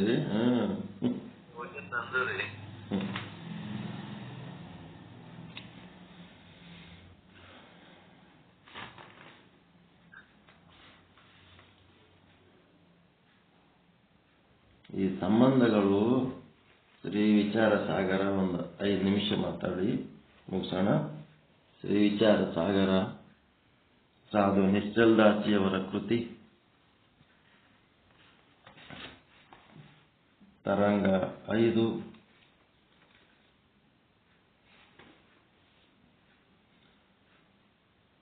ಮಧ್ಯಮಾಧಿಕಾರಿ ಅದೃಷ್ಟಿ ಮಹಾರಾಜರಿಗೆ ಉಪದೇಶ. ವಿಷಯಾಂಕ 229. ಮಿಥ್ಯಾ ದುಃಖದ ನಾಶವು ಮಿಥ್ಯವಾದ ಉಪಚಾರದಿಂದಲೇ ಸಾಧ್ಯ ಅಂತೇಳಿ. ರಾಜ ಬೇಕಾದಷ್ಟು ಭಂಡಾರ ತುಂಬ ಸಂಪತ್ತಿದ್ರೂ ಸಹಿತ ಬಿಚ್ಚುಗತ್ತಿಯಿಂದ ಕಾಯುವ ಸಾವಿರಾರು ಸೈನಿಕರು ತನ್ನ ಸುತ್ತ ಇದ್ರೂ ಸಹಿತ ಕನಸಿನೊಳಗಿನ ನರಿ ಕಚ್ಚಿದ್ದು ರಕ್ತ ಸೋರಿದ್ದಕ್ಕ ಕನಸಿನೊಳಗಿನ ಬಡಿಗಿನೇ ಉಪಯೋಗ ಆಯಿತು. ಕನಸಿನೊಳಗಿನ ವೈದ್ಯನಿಗೆ ಕೊಡ್ಲಕ್ಕ ಈ ಒಂದು ಲೌಕಿಕ ಸಂಪತ್ತು ಯಾವುದಕ್ಕೂ ಉಪಯೋಗ ಆಗಲಿಲ್ಲ. ಲೌಕಿಕ ಸೈನಿಕರು ಯಾವುದಕ್ಕೂ ಉಪಯೋಗ ಆಗಲಿಲ್ಲ. ಜಾಗೃತಾವಸ್ಥೆ ಅದು. ಅದಕ್ಕೆ ಇದೇನದಪ್ಪ ಈ ಸಂಸಾರ, ನಾವೇನು ಮಾಡ್ಲಕತ್ತೀವಿ? ಅಪ್ಪ ಅಮ್ಮ ಅತ್ತಿ ಮಾವ ಹೆಂಡತಿ ಮಕ್ಕಳು ಮಗ ಸೊಸಿ ಮಗಳು ಅಳಿಯ ಮೊಮ್ಮಕ್ಕಳು ಇವೆಲ್ಲ ಏನದವಂತಂದ್ರ ನಾವು ಚೆನ್ನಾಗಿದ್ದೀವಿ ಅಂತೇಳಿ ಇವರೆಲ್ಲರೂ ನಮ್ಗೆ ಹಚ್ಕೊಂಡು ಮಾತಾಡ್ಲಕತ್ತಾರ. ನಮ್ಮ ಪರಿಸ್ಥಿತಿ ಸರಿಗಿರ್ಲಿಲ್ಲ ಅಂದ್ರೆ ಯಾವ ತಂದೆ ತಾಯಿನೂ ಯಾರೂ ಇರಲ್ಲ, ಎಲ್ಲರೂ ಬಿಟ್ಟು ಹೋಗ್ಬಿಡ್ತಾರ. ಅದಕ್ಕೆ ಅವ್ರೇನಂತಾರ, ತಂದೆ ತಾಯಿ ಬಂಧು ಬಳಗ 138ನೇ ವಿಷಯಾಂಕ ಇವರೆಲ್ಲರೂ ತಮ್ಮ ಸ್ವಾರ್ಥ ಸುಖಕ್ಕಾಗಿಯೇ ನಮ್ಮನ್ನು ಪ್ರೀತಿಸುತ್ತಾರೆ. ನಮ್ಮದು ರಕ್ತ ಸಂಬಂಧಿಕರಂತ ಏನದರ ಅವರೆಲ್ಲ ನಮ್ಮ ಸ್ವಾರ್ಥ ಸುಖಕ್ಕೆ ಪ್ರೀತಿಸ್ತಾರ. ನಮ್ಮ ಬಳಿ ಅವರ ಸ್ವಾರ್ಥ ಸುಖ ಇಲ್ಲದಿದ್ದರೆ, ಅವರಿಗೆ ಸಂಬಂಧಪಟ್ಟ ಸ್ವಾರ್ಥ ಸುಖ ನಮ್ಮಲ್ಲಿ ಇರಲಿಲ್ಲ ಅಂದ್ರೆ ಅವರಿಗೆ ನಮ್ಮನ್ನು ನೋಡಲು ಸಹ ಮನಸ್ಸು ಬರುವುದಿಲ್ಲ. ನಮ್ಮನ್ನು ನೋಡ್ಲಕ್ಕೂ ಮನಸ್ಸು ಬರಂಗಿಲ್ಲ. ನೀವು ಕೂತು ಕೇಳಿದಂಗ ನಮ್ಮ ಮನೆಯವ್ರು ಕೇಳ್ತಾರೇನು? ನೀವೇ ಕೇಳ್ತೀರ? ನಿಮ್ಗೆ ಹೇಳ್ತೀನಿ ನಾನು. ನಿಮ್ಗೆ ಹೇಳ್ದಂಗೆ ನಮ್ಮ ಮನೆಯವ್ರಿಗೆ ಏನ್ರಿ ಹೇಳಕ್ ಹೋದ್ರ ನಡೆಯ ಕಡೆ ಅಂತಾರೆ. ಯಾರು ಮಕ್ಕಳು ಕೇಳಲ್ಲ, ಮಗನೂ ಕೇಳಲ್ಲ, ಮಗಳು ಕೇಳಲ್ಲ, ಹೆಂಡತಿನೂ ಕೇಳಲ್ಲ. ಮುಗಿದೋಗ್ಯದ ಅವ್ರದ್ದು ಸ್ವಾರ್ಥ ಸುಖ. ಏನು ಸಿಗ್ಬೇಕು ಸಿಕ್ಕದ, ಮುಗಿದೋಗ್ಬಿಡುತ್ತೆ. ಏನು ಹೀರ್ಬೇಕು ಹೀರ್ಬಿಟ್ಟದ. ಈಗ ನಾವು ಏನು ಫೋನ್ ಮಾಡಿದ್ರೆ ಮಗನ ಫೋನ್ ಬರ್ಲಕ್ಕ 3 ದಿನ ಬೇಕು. 3 ದಿನನೂ 4 ದಿನ ಬಂದ್ರು ಬತ್ತು ಬಿಟ್ರು ಬಿಡುತ್ತೆ. ಫೋನ್ ಮಾಡಿದ್ರೆ ಅವನೇ ಫೋನ್ ಎತ್ತಲ್ಲ, ಮಾತಾಡ. ಮಗಳ ಬೈಲಿ ಹೋಗ್ಕೊತ್ ಮಾತಾಡಿದ್ರು 1 ಮಾತು 2 ಮಾತು ಅದು ನಾ ಮಾತಾಡಿದ್ರೆ. ಹೆಂಡ್ತಿನೂ ಆಟೆ. ಎಲ್ಲರೂ ಅವ್ರು ಏನಾಗ್ಯಾರ, ತಮ್ಮ ಲೆಕ್ಕದಾಗ ತಾವು ಆಗಿಬಿಟ್ರು, ನಮ್ಮ ಲೆಕ್ಕದಾಗ ನಾವು ಇರ್ಬೇಕಷ್ಟೆ. ಇವು ಏನದು ಸ್ವಾರ್ಥ ಸಂಬಂಧಗಳು. ಇದನ್ನ ಸರಿಯಾಗಿ ತಿಳ್ಕೊಂಡವ ಆನಂದ ಇರ್ತಾನೆ. ಇದನ್ನ ಬಿಟ್ಟು ಅವನು ಫೋನ್ ಮಾಡಿದ್ರೆ ಮಗ ಫೋನ್ ಎತ್ತಲ್ಲ, ಏನ ಮಗಳೂ ನಮ್ಮ ಮಾತು ನೆಗ್ಲೆಕ್ಟ್ ಮಾಡ್ತಾಳೆ, ಹೆಂಡ್ತಿನೂ ನಮ್ಮನ್ನು ಕೇರ್ಲೆಸ್ ಮಾಡ್ತಾಳೆ. ನಮ್ದು ಏನು ಪರಿಸ್ಥಿತಿ ಅಪ್ಪ ಇದು. ಇದೆಲ್ಲ ನಾವೇ ಮಾಡ್ತೀವಿ. ಎಷ್ಟು ದುಃಖ ಆಗ್ತದೆ, ಸಂಕಟ ಆಗ್ತದೆ ಗೊತ್ತದ. ಇದು ಎಲ್ಲರ ಜೀವನದಾಗ ಬರೋಂಥ ಸನ್ನಿವೇಶಗಳನ್ನ ಸಂಕಟ ದೀಪ ಅಂದ್ರೆ, ಸಂಕಟದೊಳಗೂ ನಾವು ಜ್ಞಾನದ ಆನಂದ, ಆ ಸಂಕಟದೊಳಗಿನ ಜ್ಞಾನ ಹೆಂಗಿರ್ಬೇಕು ಅಂತ ಕಲ್ತು ಬಿಟ್ಟೇವಂದ್ರೆ ಆನಂದವಾಗಿರ್ತೀವಿ. ಅದನ್ನು ಬಿಟ್ಟು ಅದರೊಳಗೆ ನಮ್ಮದು ಕೆಲವೊಂದು ಅಪೇಕ್ಷೆಗಳನ್ನು ಇಟ್ಕೊಂಡು ನಮ್ಮ ಅಧಿಕಾರ ಬುದ್ಧಿ ಇಟ್ಕೊಂಡೇವಂತಂದ್ರೆ ಭಯಂಕರ ತ್ರಾಸ ಆಗ್ತವೆ. ಮೊಬೈಲ್ನಾಗ ಒಂದೇನೋ ಚಂದ ಕಾಣಿಸ್ತಿರ್ತದ, ನಮಗೆ ಖುಷಿ ಅನ್ಸಿದ್ದು ನಮ್ಮ ಬಗಲಾಗಿದ್ದವ್ರಿಗೆ ಹೇಳ್ಬೇಕಂತೇಳಿ ಇದು ನೋಡ ಎಷ್ಟು ಚಲೋ ಮಾಡ್ಯಾರ ಅಂದ್ರೆ ಅವ್ರೇನು ಮನಸ್ಸು ಕೊಟ್ಟು ಕೇಳ್ತಾರೇನು? ಯಾಕೆ ಡಿಸ್ಟರ್ಬ್ ಮಾಡ್ತೀವಿ? ನಮ್ಗೆ ಏನಾರ ಹೇಳ್ಕೊತ ತೋರಿಸ್ಬೋತ ಹಂಗಿರ್ತಾರೋ. ಮೊದಲಿನಂಗೆ ನಮ್ಗೇನೋ ಹೇಳಕತ್ತಾನ ಕೇಳ್ಬೇಕಂತೇಳಿ ಏನ್ರಿ ಇಂಟ್ರೆಸ್ಟ್ಲಿಂದ ಕೇಳ್ತಾರೇನೋ ಅವ್ರು? ಕೇಳಂಗಿಲ್ಲ. ಅವ್ರ ಲೋಕದಾಗ ಅವ್ರು ಇರ್ತಾರೆ. ನಾವು ಹೋಗಿ ಡಿಸ್ಟರ್ಬ್ ಮಾಡ್ಲಕತ್ತೀವಿ ಅಂತ ನಮ್ಮನ್ನು ನೋಡಿದ್ರೆ ಅವ್ರು ಒಂದು ಡಿಸ್ಟರ್ಬ್ ಮಾಡೋಂಥ ಎಲಿಮೆಂಟ್, ಏನೋ ಡಿಸ್ಟರ್ಬಿಂಗ್ ಎಲಿಮೆಂಟ್ ಕಂಡಂಗೆ ಕಾಣುತ್ತಿರ್ತೀವಿ. ಹಂಗಿದ್ದತ್ನ ನಮ್ಮ ಪಾಡಿಗೆ ನಾವು ಸುಮ್ಮ ಎದ್ದು ಬಿಡ್ಬೇಕು. ಅವರಾಗೆ ಬಂದು ಏನ್ರ ಕೇಳಿದ್ರೆ ಒಂದು ಎರಡು ಹೇಳ್ಬೇಕು, ಇಲ್ಲ ಅಂದ್ರೆ ನಡೆ ಆ ಕಡೆ. ಯಾಕೆ ನಾ ಈ ಮಾತು ಹೇಳ್ತೀನಿ ಅಂದ್ರೆ, ನಮ್ಮ ಚಿತ್ತದ ಆನಂದ ಎಲ್ಲಿರ್ಬೇಕಂದ್ರ ನಮ್ಮ ಆನಂದವನ್ನು ಅವಲಂಬಿಸಿರ್ಬೇಕು. ಇನ್ನೊಂದು ವ್ಯಕ್ತಿ, ಇನ್ನೊಂದು ವಸ್ತು, ಇನ್ನೊಂದು ಸಮಯ, ಇನ್ನೊಂದು ದೇಶಕ್ಕೆ ಸಂಬಂಧ ಇರಬಾರ್ದು. ಅಲ್ಲಿದ್ರೆ ಆರಾಮ್ ಇರ್ತೀನಿ, ಅವಾಗೆ ಆರಾಮ್ ಇರ್ತೀನಿ, ಅಂಥವ್ರ ಸಂಗಟ್ಟಿದ್ರೆ ಆರಾಮ್ ಇರ್ತೀನಿ, ಅಂಥದ್ದೇ ಬೇಕು, ಇಂಥದ್ದೇ ಬೇಕು, ಅವೆಲ್ಲ ಅಷ್ಟು ಬಿಟ್ಟು ನನ್ನ ಒಳಗಿನ ಆನಂದದ ಮೇಲೆ ನಾನು ಅವಲಂಬನೆಯಾಗಿರ್ಬೇಕು.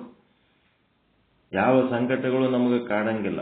ಅದಕ್ಕೆ ಹೇಳ್ತಾನೆ, ಯಾವಾಗ ಯಾರಲ್ಲಿ ತಮ್ಮ ಸ್ವಾರ್ಥ ಸುಖವಿರುವುದೋ, ನಮ್ಮ ಹತ್ರ ಅವರಿಗೆ ಬೇಕಾದಂಥ ಸ್ವಾರ್ಥ ಸುಖ ನಮ್ಮ ಹತ್ರ ಇತ್ತು ಅಂತಂದ್ರೆ ಅವರು ಒಂದು ಕ್ಷಣವೂ ಬಿಟ್ಟು ಇರುವುದಿಲ್ಲ. ಈಗ ನಾಯಿ ಬೆನ್ನತ್ತಿರ್ತದ ಒಂದು ಹುಡುಗಗೆ, ನಾಯಿ ಬೆನ್ನತ್ತದ ಒಂದು ಹುಡುಗ. ಯಾಕೆ ನಾಯಿ ಬೆನ್ನತ್ತದ ಅಂದ್ರೆ ಆ ಹುಡುಗನ ಸಲುವಾಗಿ ಎಲ್ಲದು, ಅವನ ಕೈಯನ್ನು ಬ್ರೆಡ್ಡಿನ ಸಲುವಾಗಿ ಬೆನ್ನತ್ತದ. ಅದಕ್ಕೆ ನೀವು ಓಡ್ತಾನೆ, ನೀವು ಎಷ್ಟು ಓಡಿದ್ರೂ ಅದು ಬಿಡಂಗಿಲ್ಲ, ಬ್ರೆಡ್ ಕೊಡತಾನೆ ಬಿಡಂಗಿಲ್ಲ. ಈ ಬ್ರೆಡ್ ಬಿಸಾಕು ಏನಾಗ್ತದ, ನಾಯಿ ನಿನ್ನ ಬೆನ್ನತ್ತದ ಬಿಡ್ತದ. ಬ್ರೆಡ್ ಹಿಂಗೆ ಬಿಸಾಕಿದ ನಾಯಿ ಬೆನ್ನತ್ತಿ ಬಿಡ್ತ, ಬ್ರೆಡ್ ತಗೊಂಡು ಹೋಯ್ತದ ಅಷ್ಟೇ.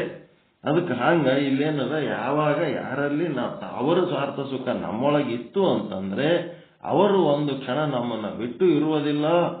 ಒಂದು ವೇಳೆ ಅಗಲಿ ದೂರ ಹೋದರೆ ಎಲ್ಲಿದೆಯಪ್ಪ, ನಿಂಗೆ ನೋಡಂಗಾಗ್ಯದ, ನಿನಗೆ ನೆನೆಸ್ಲಕತ್ತದ ಅಂತ ಹೇಳಿ ಏನ್ ಮಾಡ್ತಾರ, ನೆನೆಸ್ತಾರ.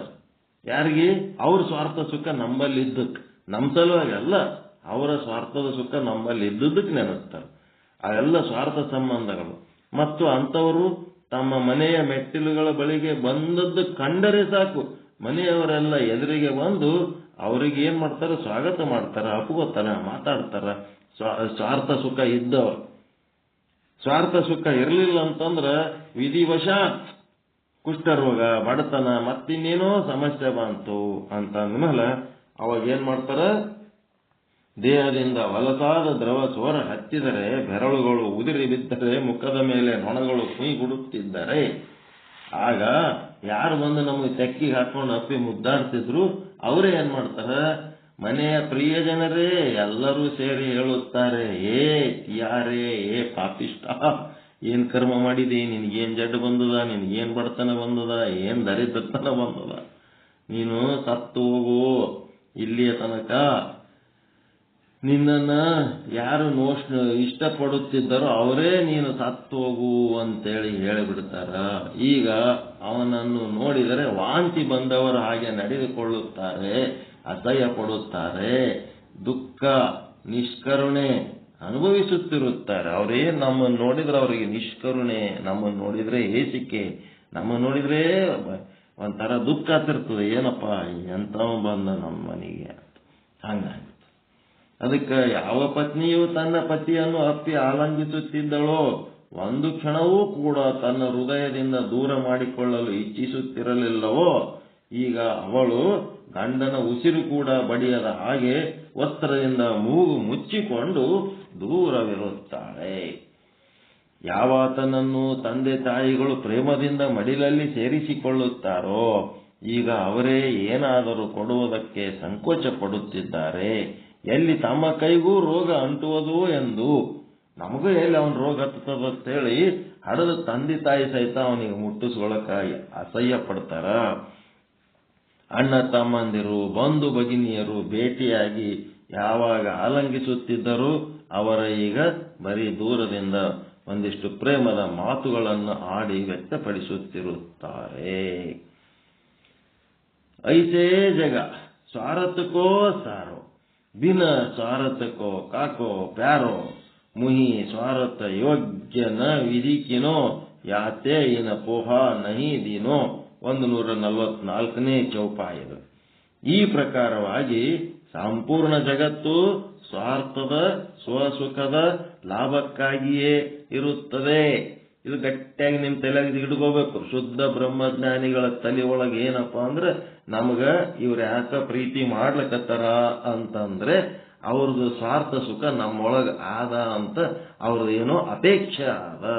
ಆ ಅಪೇಕ್ಷೆಯ ಕಾರಣ ಅವ್ರು ನಮಗೆ ಅಷ್ಟೊಂದು ಹಚ್ಕೊಳಕತ್ತಾರ ಅಂತ ತಿಳ್ಕೊಬೇಕು. ಆ ಕೆಲಸ ಮುಗೀತು ಖಲಾಸ್. ಅವರ ಕಡೆ ನಾವು ಈ ಕಡೆ. ಈ ಪ್ರಕಾರವಾಗಿ ಸಂಪೂರ್ಣ ಜಗತ್ತು ಸ್ವಾರ್ಥ ಸುಖದ ಲಾಭಕ್ಕಾಗಿಯೇ ಇರುತ್ತದೆ. ಅದು ಇಲ್ಲದಿದ್ದರೆ ಯಾರನ್ನೂ ಯಾರೂ ಪ್ರೀತಿಸುವುದಿಲ್ಲ. ಎಲ್ಲಿ? ಲೌಕಿಕ ಬದುಕಿನೊಳಗ. ಆದ್ರೆ ಈ ಆಧ್ಯಾತ್ಮಿಕ ಕ್ಷೇತ್ರ ಏನದಲ್ಲ, ಇದೇನದ ಅಕಾರಣ ಸಂಬಂಧ. ಈ ಬ್ರಹ್ಮಜ್ಞಾನ, ಶುದ್ಧ ಬ್ರಹ್ಮಜ್ಞಾನದ ಸಂಬಂಧ ಏನದ, ಇದು ಅಕಾರಣ ಸಂಬಂಧ. ನಾವೇನಿಲ್ಲ ಬ್ರಹ್ಮಜ್ಞಾನದೊಳಗೆ ಶುದ್ಧ ಬ್ರಹ್ಮ ಸ್ವರೂಪರಾಗಿ ನಾವು ಏನದೀವಲ್ಲ, ನಮ್ಮ ಸಂಬಂಧ ಏನದ, ಯಾವ ಸ್ವಾರ್ಥ ಸುಖನೂ ಇಲ್ಲ. ಇಲ್ಲಿ ಯಾರ ಮೇಲೆ ಯಾರ್ದು ಅಪೇಕ್ಷೆನೂ ಇಲ್ಲ. ಆದ್ರೂ ನಿಮ್ಮ ಬಂಧು ಬಳಗದವರು ನಮ್ಗಿಂತ ಹೆಚ್ಚು ಕ್ಲೋಸ್ ಅದರೇನು? ಅವ್ರಕ್ಕಿಂತ ಹೆಚ್ಚು ನಾವೇ ಕ್ಲೋಸ್ ಅದೀವಿಲ್ಲ ಎಲ್ಲರೂ?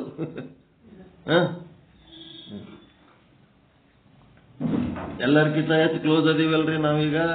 ನಮ್ಗೆ ಯಾರಿಗಾರ ಏನಾರ ಆಯ್ತು ಅಂತಂದ್ರ ನಿಮ್ ಬಂಧು ಬಳಗಿಂತ ಹೆಚ್ಚು ನಾವು ಸಂಕಟ ಪಡಂತ ಜನ ತಯಾರಾಗಿವೇ ಇಲ್ಲ. ಯಾವುದು ಒಬ್ಬರ ಮೇಲೆ ಒಬ್ರು ಏನೇನೂ ಅಪೇಕ್ಷೆ ಇಲ್ಲ ಅಂತ ಸಂಬಂಧ ಇದು. ಸ್ವಾರ್ಥ ಇಲ್ಲ, ಇದು ನಿಸ್ವಾರ್ಥ ಸಂಬಂಧ, ನಿಷ್ಕಾಮ ಕರ್ಮ, ನಿಷ್ಕಾಮ ಉಪಾಸನೆ. ಅದು ಏನಂತಂದ್ರ ನಿರ್ಮಲ ಚಿತ್ತ, ನಿಶ್ಚಲ ಚಿತ್ತವಾದಂತ ಸಂಬಂಧ. ಇಂಥ ಜನರದೊಂದು ಸಂಘ ಕಟ್ಟಬೇಕಾಗಿತ್ತು, ಇಂಥ ಜನರು ಬೇಕಾಗಿದ್ರು ಅಂತೇಳಿ ಒಂದು ಪುಣ್ಯದ ಕೆಲಸ ಮಾಡೀವಿ ಜಗತ್ತಿನೊಳಗ. ಆ ಪುಣ್ಯದ ಕೆಲಸದ ಮುಂದೆ ಇನ್ನು ಯಾವ ಸಂಘನೂ ಬೇಕಾಗಿಲ್ಲ. ಸಾಕು, ಇಷ್ಟೇ ಸಾಕು, ಇದೇ ಬೇಕು, ಇದೇ ಸಾಕು ಅನ್ನಂತ ಒಂದು ಸ್ಥಿತಿಗೆ ಬಂದುಬಿಟ್ಟಿವಿ. ಆದರೆ ವಿಧಿಯು ನನ್ನಲ್ಲಿ ಸ್ವಾರ್ಥ ಸುಖವನ್ನು ನೀಡುವ ಅರ್ಹತೆ ಇಲ್ಲದಂತೆ ಮಾಡಿದೆ. ಅವರಿಗೇನ್ ಬೇಕು ಅದನ್ನ ಕೊಡುವಂತ ಯಾವ ಪರಿಸ್ಥಿತಿ ನನ್ನ ಬಳಿ ಇಲ್ಲದಂಗ ಆಗಿದ್ದಕ್ಕ, ಆದ್ದರಿಂದ ವೈದ್ಯನು ನನಗೆ ಔಷಧಿಯನ್ನು ಕೊಡಲಿಲ್ಲ. ಆ ವೈದ್ಯನಿಗೆ ಬೇಕಾಗಿದ್ದು ನನ್ನ ಬಳಿಯಲ್ಲಿರುವ ಹಣ. ಆದರೆ ಆ ಹಣ ನನ್ನ ಹತ್ರ ಇಲ್ಲದಕ್ಕ ಆ ವೈದ್ಯ ನನಗೆ ಔಷಧಿ ಕೊಡ್ಲಿಲ್ಲ ಅಂತೇಳಿ ಇದೆಲ್ಲ ಯಾರು ಮಾತಾಡ್ಲಕತ್ತಾರ? ರಾಜ ಮಾತಾಡ್ಲಕತ್ತಾನ. ರಾಜನ ವಿಚಾರ ಇದು, ಕನಸಿನೊಳಗಿನ ರಾಜನ ವಿಚಾರ ಇದು. ಅದಕ್ಕೆ ಮುಂದೇನಾಗ್ತದ? 145ನೇ ಚೌಪಾಯಿ. ಯು ಚಿಂತಿತ ಏಕ ಮುನಿ ತಿಹಿ ಓಟಿ ತಿನದೈ ಜರಿ ಭಾವ ದುಃಖ ಮೇ ಭವತಿ ನಿದ್ರಾತೆ ಜಾಗ್ಯೋ ನೃಪ ಜವಹಿ ಘಾವ ದರ ಮುನಿ ನಾಸೈ ತವಹಿ. ಇಷ್ಟೆಲ್ಲ ಅವನು ಕನಸಿನಾಗ ಆಲೋಚನೆ ಮಾಡ್ಲಕತ್ತಾನ. ಇವೆಲ್ಲ ನಿಸ್ವಾರ್ಥ ಸಂಬಂಧಗಳು ಹೆಂಗಿರ್ತಾವ, ಸ್ವಾರ್ಥ ಸಂಬಂಧ ಹೆಂಗಿರ್ತಾವ, ರೊಕ್ಕ ಕೊಡ್ಲಿಲ್ಲ ಅಂದ್ರೆ ನನಗೆ ಟ್ರೀಟ್ಮೆಂಟ್ ಸಿಗಲಿಲ್ಲ, ಅದು ಇದು. ಅವಾಗ ಏನಾಗ್ಬಿಡ್ತು, ಹೀಗೆ ರಾಜನ ವಿಚಾರ ಮಾಡುತ್ತಿರಲು ಕನಸಿನಾಗೆ ಅವ ವಿಚಾರ ಮಾಡ್ಕೊತಿದ್ದಾಗ ಒಬ್ಬ ಸಂತ ಭೇಟಿಯಾದ. ಕನಸಿನಾಗೆ ಅವನು ಒಬ್ಬ ಸಂತ ಭೇಟಿಯಾದ. ಆತನು ಔಷಧಿಯನ್ನು ಕೊಟ್ಟ. ಏನಾಯ್ತು? ಆ ಗಾಯ ಏನಾಯ್ತು? ಆರಾಮಾಯ್ತು. ಸಂತ ಒಂದು ಔಷಧಿ ಕೊಟ್ಟ, ಗಾಯದಿಂದ ದುಃಖವನ್ನು ಕಳೆದ. ಅಷ್ಟರಲ್ಲಿ ರಾಜನು ನಿದ್ರೆಯಿಂದ ಎಚ್ಚತ್ತ. ಇದೆಲ್ಲ ನಡೆದದ್ದು ಕನಸಿನಾಗೆ. ಆಗ ಗಾಯವೂ ಇಲ್ಲ, ನೋವು ಇಲ್ಲ, ದುಃಖವೂ ಇಲ್ಲ, ಸಂತನೂ ಇಲ್ಲ, ಎಲ್ಲವೂ ನಾಶ. ಗುರು ಮತ್ತು ಶಾಸ್ತ್ರ ಮಿಥ್ಯ ಅಂತಂದ್ಮೇಲೆ ಕನಸಿನೊಳಗಿನ ಸಂತ ಇದ್ದಂಗ. ಇಲ್ಲಿ ಗುರು ಮತ್ತು ಶಾಸ್ತ್ರ ಎಂದರೆ ಕನಸಿನೊಳಗಿನ ವೈದ್ಯ ರೊಕ್ಕ ತಗೊಳ್ಳಾರ್ದೆ ಮಾಡಂಗಿಲ್ಲ ಅಂದ, ಇವ ರೊಕ್ಕ ಇಲ್ದೆ ಔಷಧ ಕೊಟ್ಟ ಆರಾಮ. ರೊಕ್ಕ ಇಲ್ದೆ ಔಷಧ ಕೊಟ್ಟವ ಗುರು, ರೊಕ್ಕ ಇಲ್ದೆ ಔಷಧ ಕೊಟ್ಟದ್ದು ಪರಿಹಾರ ಸೂಚಿಸಿದ್ದು ಶಾಸ್ತ್ರ. ಕನಸಿನಾಗೆ ಇವೆಲ್ಲ. ಈಗ ಏನು ನೀವು ಮಾಡ್ಲಕತ್ತೀರಿ, ಇದೆಲ್ಲ ಕನಸಿನಾಗೆ. ಎಚ್ಚರ ಆಯ್ತು, ಬ್ರಹ್ಮಜ್ಞಾನದ ಒಂದು ಬ್ರಹ್ಮ ದರ್ಶನ ಆಯ್ತು ಅಂತಂದ್ರೆ ಎತ್ತರ ಆದ್ರಿ ಅಂದ್ರೆ ಇವೆಲ್ಲ ಗುರು ಸಂತನೂ ಕನಸಿನವನೇ, ವೈದ್ಯನೂ ಕನಸಿನವನೇ, ಔಷಧನೂ ಕನಸಿಂದೆ. ಎಷ್ಟು ಚಂದದ ವಾಕ್ಯ ಇದು ನೋಡ್ರಿ. ಹೀಗೆ ರಾಜ ವಿಚಾರ ಮಾಡುತ್ತಿರಲು ಒಬ್ಬ ಸಂತನು ಭೇಟಿಯಾದ. ಎಲ್ಲಿ? ಕನಸಿನಾಗ. ಆತನು ಔಷಧಿಯನ್ನು ಕೊಟ್ಟ. ಆದ್ದರಿಂದ ಏನಾಯ್ತು? ಗಾಯದ ಮಾಯ ಆಯ್ತು, ದುಃಖ ಕಳೆದ. ಅಷ್ಟರಲ್ಲಿ ರಾಜ ನಿದ್ರೆಯಿಂದ ಎಚ್ಚತ್ತ. ಅಂದ್ರೆ ಸಂತ ಎಲ್ಲಿ ಸಿಕ್ಕಿದ್ದ? ಕನಸಿನಾಗೆ ಸಿಕ್ಕಿದ್ದ. ನಿಮ್ದು ವಿಚಾರ ಸಾಗರ ಕನಸಿನಾಗದ, ಎತ್ತರದಾಗದ. ಇದು ಕನಸಿನಾಗ ಕೇಳಕತ್ತೀರಿ. ಇದೆಲ್ಲ ಭ್ರಮೆ ಒಳಗೆ. ಈ ಪಾಠ ಹೇಳೋ ಮಾಸ್ತರ ಇದು ಕನಸಿನಾಗೆ. ಎಲ್ಲ ಕನಸಿನಾಗೆ ನಡೆದೋದು ಇದು ವ್ಯವಹಾರ. ಏನಾಗ್ಯದ, ಇಲ್ಲಿ ನಿಮಗ ಒಂದ್ ಸ್ವಲ್ಪ ಆರಾಮ ಅನಿಸ್ಲಕತ್ತದ. ಆ ದುಃಖ ಕನಸಿಂದೆ, ಆರಾಮ ಅನಿಸಿದ್ದು ಕನಸಿಂದೆ. ಇವೆಲ್ಲ ಮೀರಿ ನೀವು ಏನಾಗಬೇಕಾಗ್ಯದ, ಒಂದು ಎತ್ತರ ಆಗ್ಬೇಕಾಗ್ಯದ. ಒಂದು ಎತ್ತರ ಆಗ್ಬೇಕಾಗ್ಯದ. ಎತ್ತರ ಆಗಿ ಇವೆಲ್ಲ ಓಸು ಕನಸಿನು ಅಂತೇಳಿ ಆಗ್ಬೇಕಾಗ್ಯದ ನಿಮಗೆ. ಇದ್ರ ಸತ್ಯ ದರ್ಶನ ಆಗ್ಬೇಕಾಗ್ಯದ. ಅದಕ್ಕೆ ರಾಜ ನಿದ್ರೆಯಿಂದ ಎಚ್ಚೆತ್ತ, ಆಗ ಗಾಯವೂ ಇಲ್ಲ, ನೋವು ಇಲ್ಲ, ಬಂಧನನೂ ಇಲ್ಲ, ಮೋಕ್ಷನೂ ಇಲ್ಲ. ಸ್ಥೂಲ ಶರೀರ ಇಲ್ಲ, ಸೂಕ್ಷ್ಮ ಶರೀರ ಇಲ್ಲ, ಕಾರಣ ಶರೀರ ಇಲ್ಲ, ಯಾವ ಆಧ್ಯಾತ್ಮ ಸಾಧನೆ ಇಲ್ಲ, ಏನೇನೂ ಇಲ್ಲ. ಎಲ್ಲ ಎತ್ತರ ಆದ್ಮೇಲೆ ಅವೆಲ್ಲ ಮುಗಿತದ. ಎಲ್ಲ ಮಾಡೋ ಸಾಧನೆಗಳೆಲ್ಲ ಕನಸಿನಾಗೆ ಇವೆಲ್ಲ. ನೋವು ಇಲ್ಲ, ದುಃಖವೂ ಇಲ್ಲ, ಅಲ್ಲಿ ಸಂತನೂ ಇಲ್ಲ, ಔಷಧನೂ ಇಲ್ಲ, ಅಲ್ಲಿ ಎಲ್ಲ ನಾಶನೇ ನಾಶ, ಅವ್ಯಾವು ಇಲ್ಲವೇ ಇಲ್ಲ. ಶಿಷ್ಯ ಯಹ ತೂ ಹಿ ದೃಷ್ಟಾಂತ ಪ್ರಕಾರ ಲಖಿ ಮಿಥ್ಯಾತ್ವ ಮಿಥ್ಯಾ ನಾಶೋ ಮಿಥ್ಯಾ ದುಃಖ ದೇಖೋ ಜವರಾಜ ಸೂಚ ಸಮಾಜ ನ ಕಿಯಾ ಕಚ್ಚು ಕಾಜ. ಅದಕ್ಕೆ ಶಿಷ್ಯನೇ, ಈ ಉದಾಹರಣೆಯ ಮೂಲಕ ನಿನಗೆ ತಿಳಿಯಪಡಿಸಿದ್ದೇನೆಂದರೆ ಮಿಥ್ಯಾತೆ ಮಿಥ್ಯಾ ನಾಶೋ, ಅಂದ್ರೆ ಮಿಥ್ಯೆಯಿಂದಲೇ ಮಿಥ್ಯದ ನಾಶ. ಕನಸಿನೊಳಗಿನ ಸಂತನಿಂದಲೇ ಕನಸಿನೊಳಗಿನ ಔಷಧಿಯಿಂದ ಕನಸಿನೊಳಗಿನ ಏನಾಯ್ತು, ಗಾಯ ನಾಶ ಆಗ್ತದ. ಕನಸಿನೊಳಗಿನ ಗಾಯಕ್ಕ ಜಾಗೃತದೊಳಗಿನ, ಸ್ವಪ್ನದೊಳಗಿನ ಗಾಯಕ್ಕ ಜಾಗೃತದೊಳಗಿನ ವೈದ್ಯನ ಔಷಧ ಕೆಲಸಕ್ಕೆ ಬರಲ್ಲ. ಅದಕ್ಕೆ ಮಿಥ್ಯಾತೋ ಮಿಥ್ಯಾ ನಾಶೋ, ಮಿಥ್ಯಾತೋ ಮಿಥ್ಯಾ ನಾಶೋ. ನಿಮಗ ಬಂಧನನೂ ಸುಳ್ಳವ. ಆ ಸುಳ್ಳಿದ್ದು ಬಂಧನವನ್ನ ಸುಳ್ಳು ಕಥೆ ಕೇಳಿ ಸುಳ್ಳಿನಿಂದಲೇ ನೀವು ಅದನ್ನ ಕಳ್ಕೋಬೇಕಾಗ್ಯದ. ಭಾರಿ ದೊಡ್ಡದೇನೋ ಮಾಡ್ಲಿಕ್ಕತ್ತೀರಂತ ಅಂದ್ರೆ ತಿಳ್ಕೋಬೇಡ್ರಿ. ನಿಮ್ಮ ದುಃಖನೂ ಸುಳ್ಳ, ಅದಕ್ಕೆ ಪರಿಹಾರ ಮಾಡ್ಕೊಳಕತ್ತಿದ್ದು ಸುಳ್ಳ, ಆ ಪರಿಹಾರ ಮಾಡ್ಲಿಕ್ಕತ್ತಿದ್ದು ಗುರುನೂ ಸುಳ್ಳ, ಆ ಪರಿಹಾರ ಮಾಡ್ಕೊಳಕ್ ಹಿಡ್ಕೊಂಡು ಶಾಸ್ತ್ರನೂ ಸುಳ್ಳ. ಸುಳ್ಳನ್ನ ಸುಳ್ಳಿನಿಂದಲೇ ಕಳ್ಕೊಳಕತ್ತೀರಿ. ಮಿಥ್ಯೆಯಿಂದಲೇ ಮಿಥ್ಯದ ನಾಶ, ಇದನ್ನು ನಿಶ್ಚಯವಾಗಿ ತಿಳಿ. ಲಖಿ ಅಂತ ತಿಳಿ. ಯಾವಾಗ ರಾಜನು ಸ್ವಪ್ನದಲ್ಲಿ ದುಃಖ ಪಡುತ್ತಿದ್ದನೋ ಆವಾಗ ಸತ್ಯವಾದ ಆತನ ಸಮಾಜವು, ಅಂದ್ರೆ ಸೈನಿಕರು, ಆಯುಧಗಳು, ಧನಕನಕಾದಿಗಳು, ಭಂಡಾರಗಳು, ದ್ರವ್ಯಾದಿಗಳು ಮಿಥ್ಯವಾದ ದುಃಖವನ್ನು ದೂರ ಮಾಡಲು ಕಚ್ಚು ಕಾಜ ನ ಕಿಯ, ಒಂಚೂರು ಅವು ಕೆಲಸಕ್ಕೆ ಬರಲಿಲ್ಲ. ವ್ಯಾವಹಾರಿಕ ಜಗತ್ತಿನ ಸಮಸ್ಯೆಗಳಿಗೆ ವ್ಯಾವಹಾರಿಕ ಜಗತ್ತಿನಿಂದಲೇ ಪರಿಹಾರ ಸಾಧ್ಯ. ಪ್ರಾತಿಭಾಷಿಕ ಜಗತ್ತಿನ ಸಮಸ್ಯೆಗಳಿಗೆ ಪ್ರಾತಿಭಾಷಿಕ ಜಗತ್ತಿನಿಂದಲೇ ಪರಿಹಾರ ಸಾಧ್ಯ. ಪ್ರಾತಿಭಾಷಿಕ ಜಗತ್ತಿನ ಸಮಸ್ಯೆಗಳಿಗೆ ವ್ಯಾವಹಾರಿಕ ಜಗತ್ತಿನ ಪರಿಹಾರಗಳು ಕೆಲಸಕ್ಕೆ ಬರುವುದಿಲ್ಲ. ಇಷ್ಟೇ ಪ್ರಾತಿಭಾಷಿಕ ಅಂತಂದ್ರೆ ಸ್ವಪ್ನದ ಗದಿವಲ್ಲಿ ಇದೆ ಪ್ರಾತಿಭಾಷಿಕ. ಕನಸಿನ ವಸ್ತು ಇದ್ದಂಗೆ ಇದೆಲ್ಲ ಸತ್ಯ ಅನಿಸ್ತದೆ. ಏನಿದು ನಾಮರೂಪಾತ್ಮಕ ಜಗತ್ತು ಸಂಸಾರ. ಈ ಸತ್ಯದ ಬೆನ್ನ ಹತ್ತಿ ನಾವೇನ್ ಮಾಡ್ಲಕತ್ತೀವಿ, ಇಡೀ ಆಯುಷ್ಯ ಕಳ್ಕೊಳಕತ್ತೀವಿ. ಇಲ್ಲಿ ಮಾಡ್ತಾ ಇರೋದೆಲ್ಲ ಒಟ್ಟು ಸುಳ್ಳು ಮಾಡಿಟ್ರಿ. ಈಗ ಜಗನ್ಮಿಥ್ಯ ಎಂತ ಸ್ಟೇಜಿಗೆ ತಂದಾರ.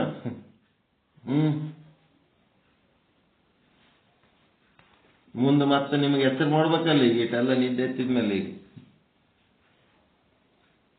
ಮೊದಲು ಏನೇನು ತಿಳ್ಕೊಂಡಿರಿ, ಯಾವ್ದಾವ್ದು ಸತ್ಯ. ನಿಮ್ಮ ಇಷ್ಟಲಿಂಗ ಬಸವಣ್ಣ ಕೊಟ್ರು ಮಿಥ್ಯ, ರೇಣುಕರು ಕೊಟ್ರು ಮಿಥ್ಯ, ಎಲ್ಲ ಒಟ್ಟು ಮಿಥ್ಯ. ಬ್ರಹ್ಮ ಒಂದೇ ಸತ್ಯ. ಆ ಲಿಂಗ ಯಾವ ಉದ್ದೇಶಕ್ಕೆ ಕೊಟ್ಟನ, ಬ್ರಹ್ಮನನ್ನ ತಿಳ್ಕೊಳಕ್ ಕೊಟ್ಟನ, ಜಗಳಾಡ್ಲಕ್ಕಲ್ಲ. ವಚನ ಸಾಹಿತ್ಯ ಶ್ರೇಷ್ಠ, ಸಿದ್ಧಾಂತ ಚಿಕ್ಕಾಮಣಿ ಶ್ರೇಷ್ಠ, ಒಂದಿಸ್ ಮಂದಿ ವಚನ ಸಾಹಿತ್ಯ ಶ್ರೇಷ್ಠ, ಒಂದಿಸ್ ಮಂದಿ. ಅವು ಸತ್ಯನ ಮಿಥ್ಯನ? ಈಗ ಅವು ಸಾಹಿತ್ಯಗಳು, ಶಾಸ್ತ್ರಗಳು ಎಲ್ಲ ಮಿಥ್ಯ. ಅದ್ರ ಸಲ ಗುದ್ದಾಡ ಗುರುಗಳು ಮಿಥ್ಯ, ಶಿಷ್ಯರು ಮಿಥ್ಯ, ಎಲ್ಲ ಒಟ್ಟು ಮಿಥ್ಯ.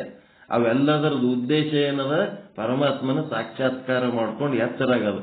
ಆ ಪರಮಾತ್ಮನ ಸಾಕ್ಷಾತ್ಕಾರ ಮಾಡ್ಕೊಂಡು ಎಚ್ಚರಾಗೋದು ಒಂದು ಮರೆತು ಉಳಿದು ಎಲ್ಲ ಶಾಸ್ತ್ರಕ್ಕಾಗಿ, ದೇವರುಗಳಿಗಾಗಿ, ಧರ್ಮಕ್ಕಾಗಿ ಇವೇನು ಗುದ್ದಾಡ್ಲಕತ್ತಾರ. ಗುದ್ದಾಡೋರು ಮಿಥ್ಯ, ಗುದ್ದಾಡ್ತಿರಂತ ಆ ಧರ್ಮ, ಶಾಸ್ತ್ರ, ಗುರು, ದೈವ ಏನೇ ಎಲ್ಲ ಮಿಥ್ಯ. ಆಲ್ ಜೀರೋ, ಎಲ್ಲ ಮಿಥ್ಯ.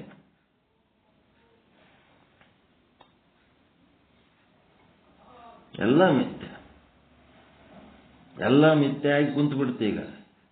ಈಗ ನಿಮ್ಲಿಂತ ನೀವೇ ಹೇಳ್ಬೇಕೀಗ, ಬೇರೆ ಯಾರು ಎತ್ತಂಗಿಲ್ಲ.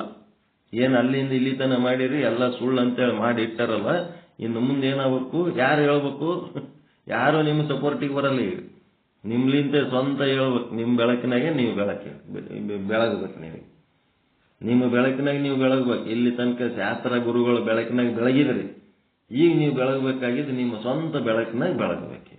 ಎಲ್ಲ ನಿಮ್ಲಿಂತ ನೀವು ತಿಳ್ಕೋಬೇಕು. ಅದನ್ನೇ ಮಾಡ್ತಾರೆ ಈಗ ಅವರು ಮುಂದೆ. ಅಲ್ಲಿ ಸಂತನೂ ಇಲ್ಲ, ಸಂತ ಕೊಟ್ಟ ಔಷಧಿನೂ ಇಲ್ಲ, ಗಾಯನೂ ಇಲ್ಲ, ರಕ್ತನೂ ಇಲ್ಲ, ನೋವು ಇಲ್ಲ, ಏನೇನೂ ಇಲ್ಲ. ರಾಜಗೆ ಎಚ್ಚರ ಆದ್ಮೇಲೆ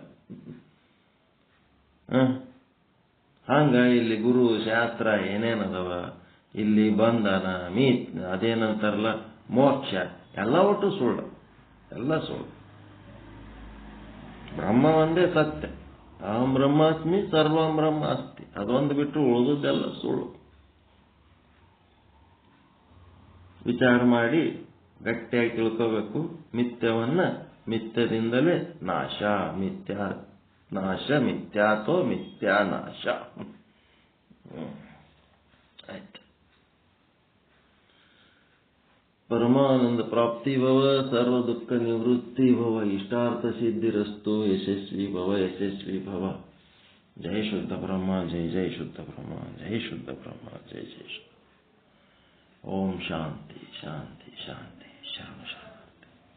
ಎಲ್ಲರಿಗೂ ಒಳಿತಾಗಲಿ, ಎಲ್ಲರಿಗೂ ಶುಭವಾಗಲಿ, ಎಲ್ಲರಿಗೂ ಶರಣ ಶರಣಾರ್ಥಿ. ಶಿವ ಪರಮಾತ್ಮ.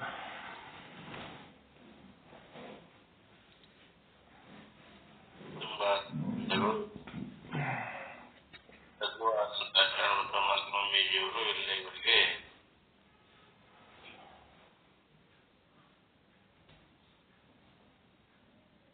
ಚನ್ನಬಸವಣ್ಣನವರ ವಚನಗಳ ಸಾರವನ್ನ ಹೇಳಿ ಈ ಆಚಾರದಿಂದ ಸ್ಥಳ, ಗುರುಲಿಂಗ ಮಹೇಶ ಸ್ಥಳ, ಶಿವಲಿಂಗ ಪ್ರಸಾದ ಸ್ಥಳ, ಲಿಂಗಮಲಿಂಗ ಲಿಂಗೇಶ್ವರ ಶರಣಸ್ಥಳ, ಮಹಾಲಿಂಗ ಐಕ್ಯ ಸ್ಥಳ ಅನ್ನು 6 ರೀತಿಯ ಲಿಂಗ ಮತ್ತು 6 ರೀತಿಯ ಸ್ಥಳಗಳ ಒಂದೇದವನ್ನು ತಿಳಿಸಿಕೊಟ್ರು. ಭಕ್ತನ ಆಚಾರ ಲಿಂಗ ಸ್ಥಳ, ಭಕ್ತ ಸ್ಥಳ ಇದು. ಅದೇ ರೀತಿಯಾಗಿ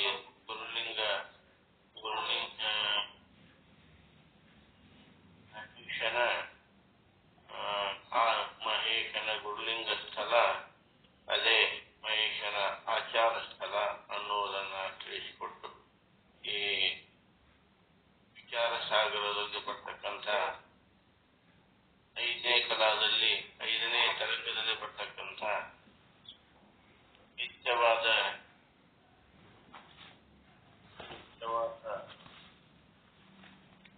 ಔಷಧ, ಮಿಥ್ಯವಾದ ಔಷಧದಿಂದಲೇ ಗುಣವಾಗ್ತದೆ, ಮಿಥ್ಯವಾದ ದುಃಖ ಇವೆಲ್ಲ ಮಿಥ್ಯವಾದ ದುಃಖದಿಂದಲೇ ನಿವಾರಣೆ ಆಗ್ತದೆ ಅನ್ನೋದನ್ನ ಗುರುಗಳು ನಮ್ಮೆಲ್ಲ ತಿಳಿಸಿಕೊಟ್ರು. ಅವರಿಗೆ ಅಭಿನಂದನೆಗಳು. ಈಗ ಶುದ್ಧ ಬ್ರಹ್ಮನಿಷ್ಠ ಗುರುಮಾಚಾರ್ಯರಾಗಲಿ ಇದು ಅವರು ಮಧ್ವಾಚಾರ್ಯರಿಗೆ ಅಂತ ಅನಿಸ್ಕೊಳ್ತಾರೆ.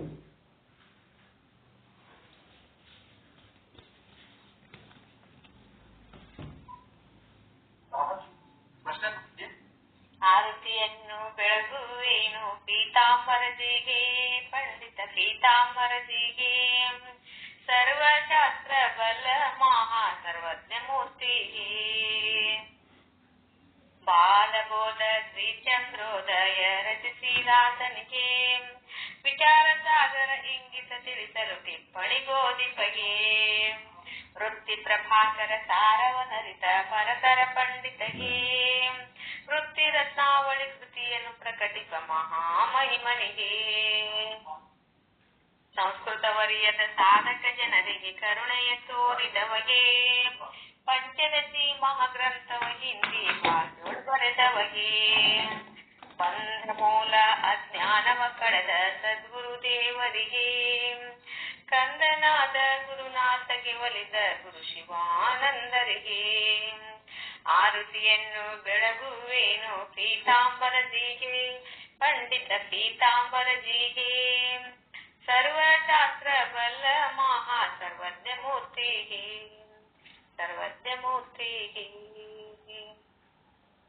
ಓಂ ಚೈತನ್ಯಂ ಶಾಶ್ವತಂ ಶಾಂತಂ ವ್ಯೋಮಾತೀತಂ ನಿರಂಜನಂ ನಾದಬಿಂದು ಕಲಾತೀತಂ ತಸ್ಮೈ ಶ್ರೀ ಗುರವೇ ನಮಃ. ಓಂ ಪೂರ್ಣಮದಃ ಪೂರ್ಣಮಿದಂ ಪೂರ್ಣಾತ್ ಪೂರ್ಣಮುದಚ್ಯತೆ ಪೂರ್ಣಸ್ಯ ಪೂರ್ಣಮಾದಾಯ ಪೂರ್ಣಮೇವಾವಶಿಷ್ಯತೆ. ಓಂ ಶಾಂತಿ ಶಾಂತಿ ಶಾಂತಿ. ಪರಮಾನಂದ ಪ್ರಾಪ್ತಿ ಭವ, ಸರ್ವ ದುಃಖ ನಿವೃತ್ತಿ ಭವ, ಇಷ್ಟಾರ್ಥ ಸಿದ್ಧಿರಸ್ತು, ಯಶಸ್ವಿ ಭವ ಯಶಸ್ವಿ ಭವ. ಓಂ ಶಾಂತಿ ಶಾಂತಿ ಶಾಂತಿ. ಎಲ್ಲ ಗುರುಗಳಿಗೂ ಶರಣು ಶರಣಾರ್ಥಿಗಳು.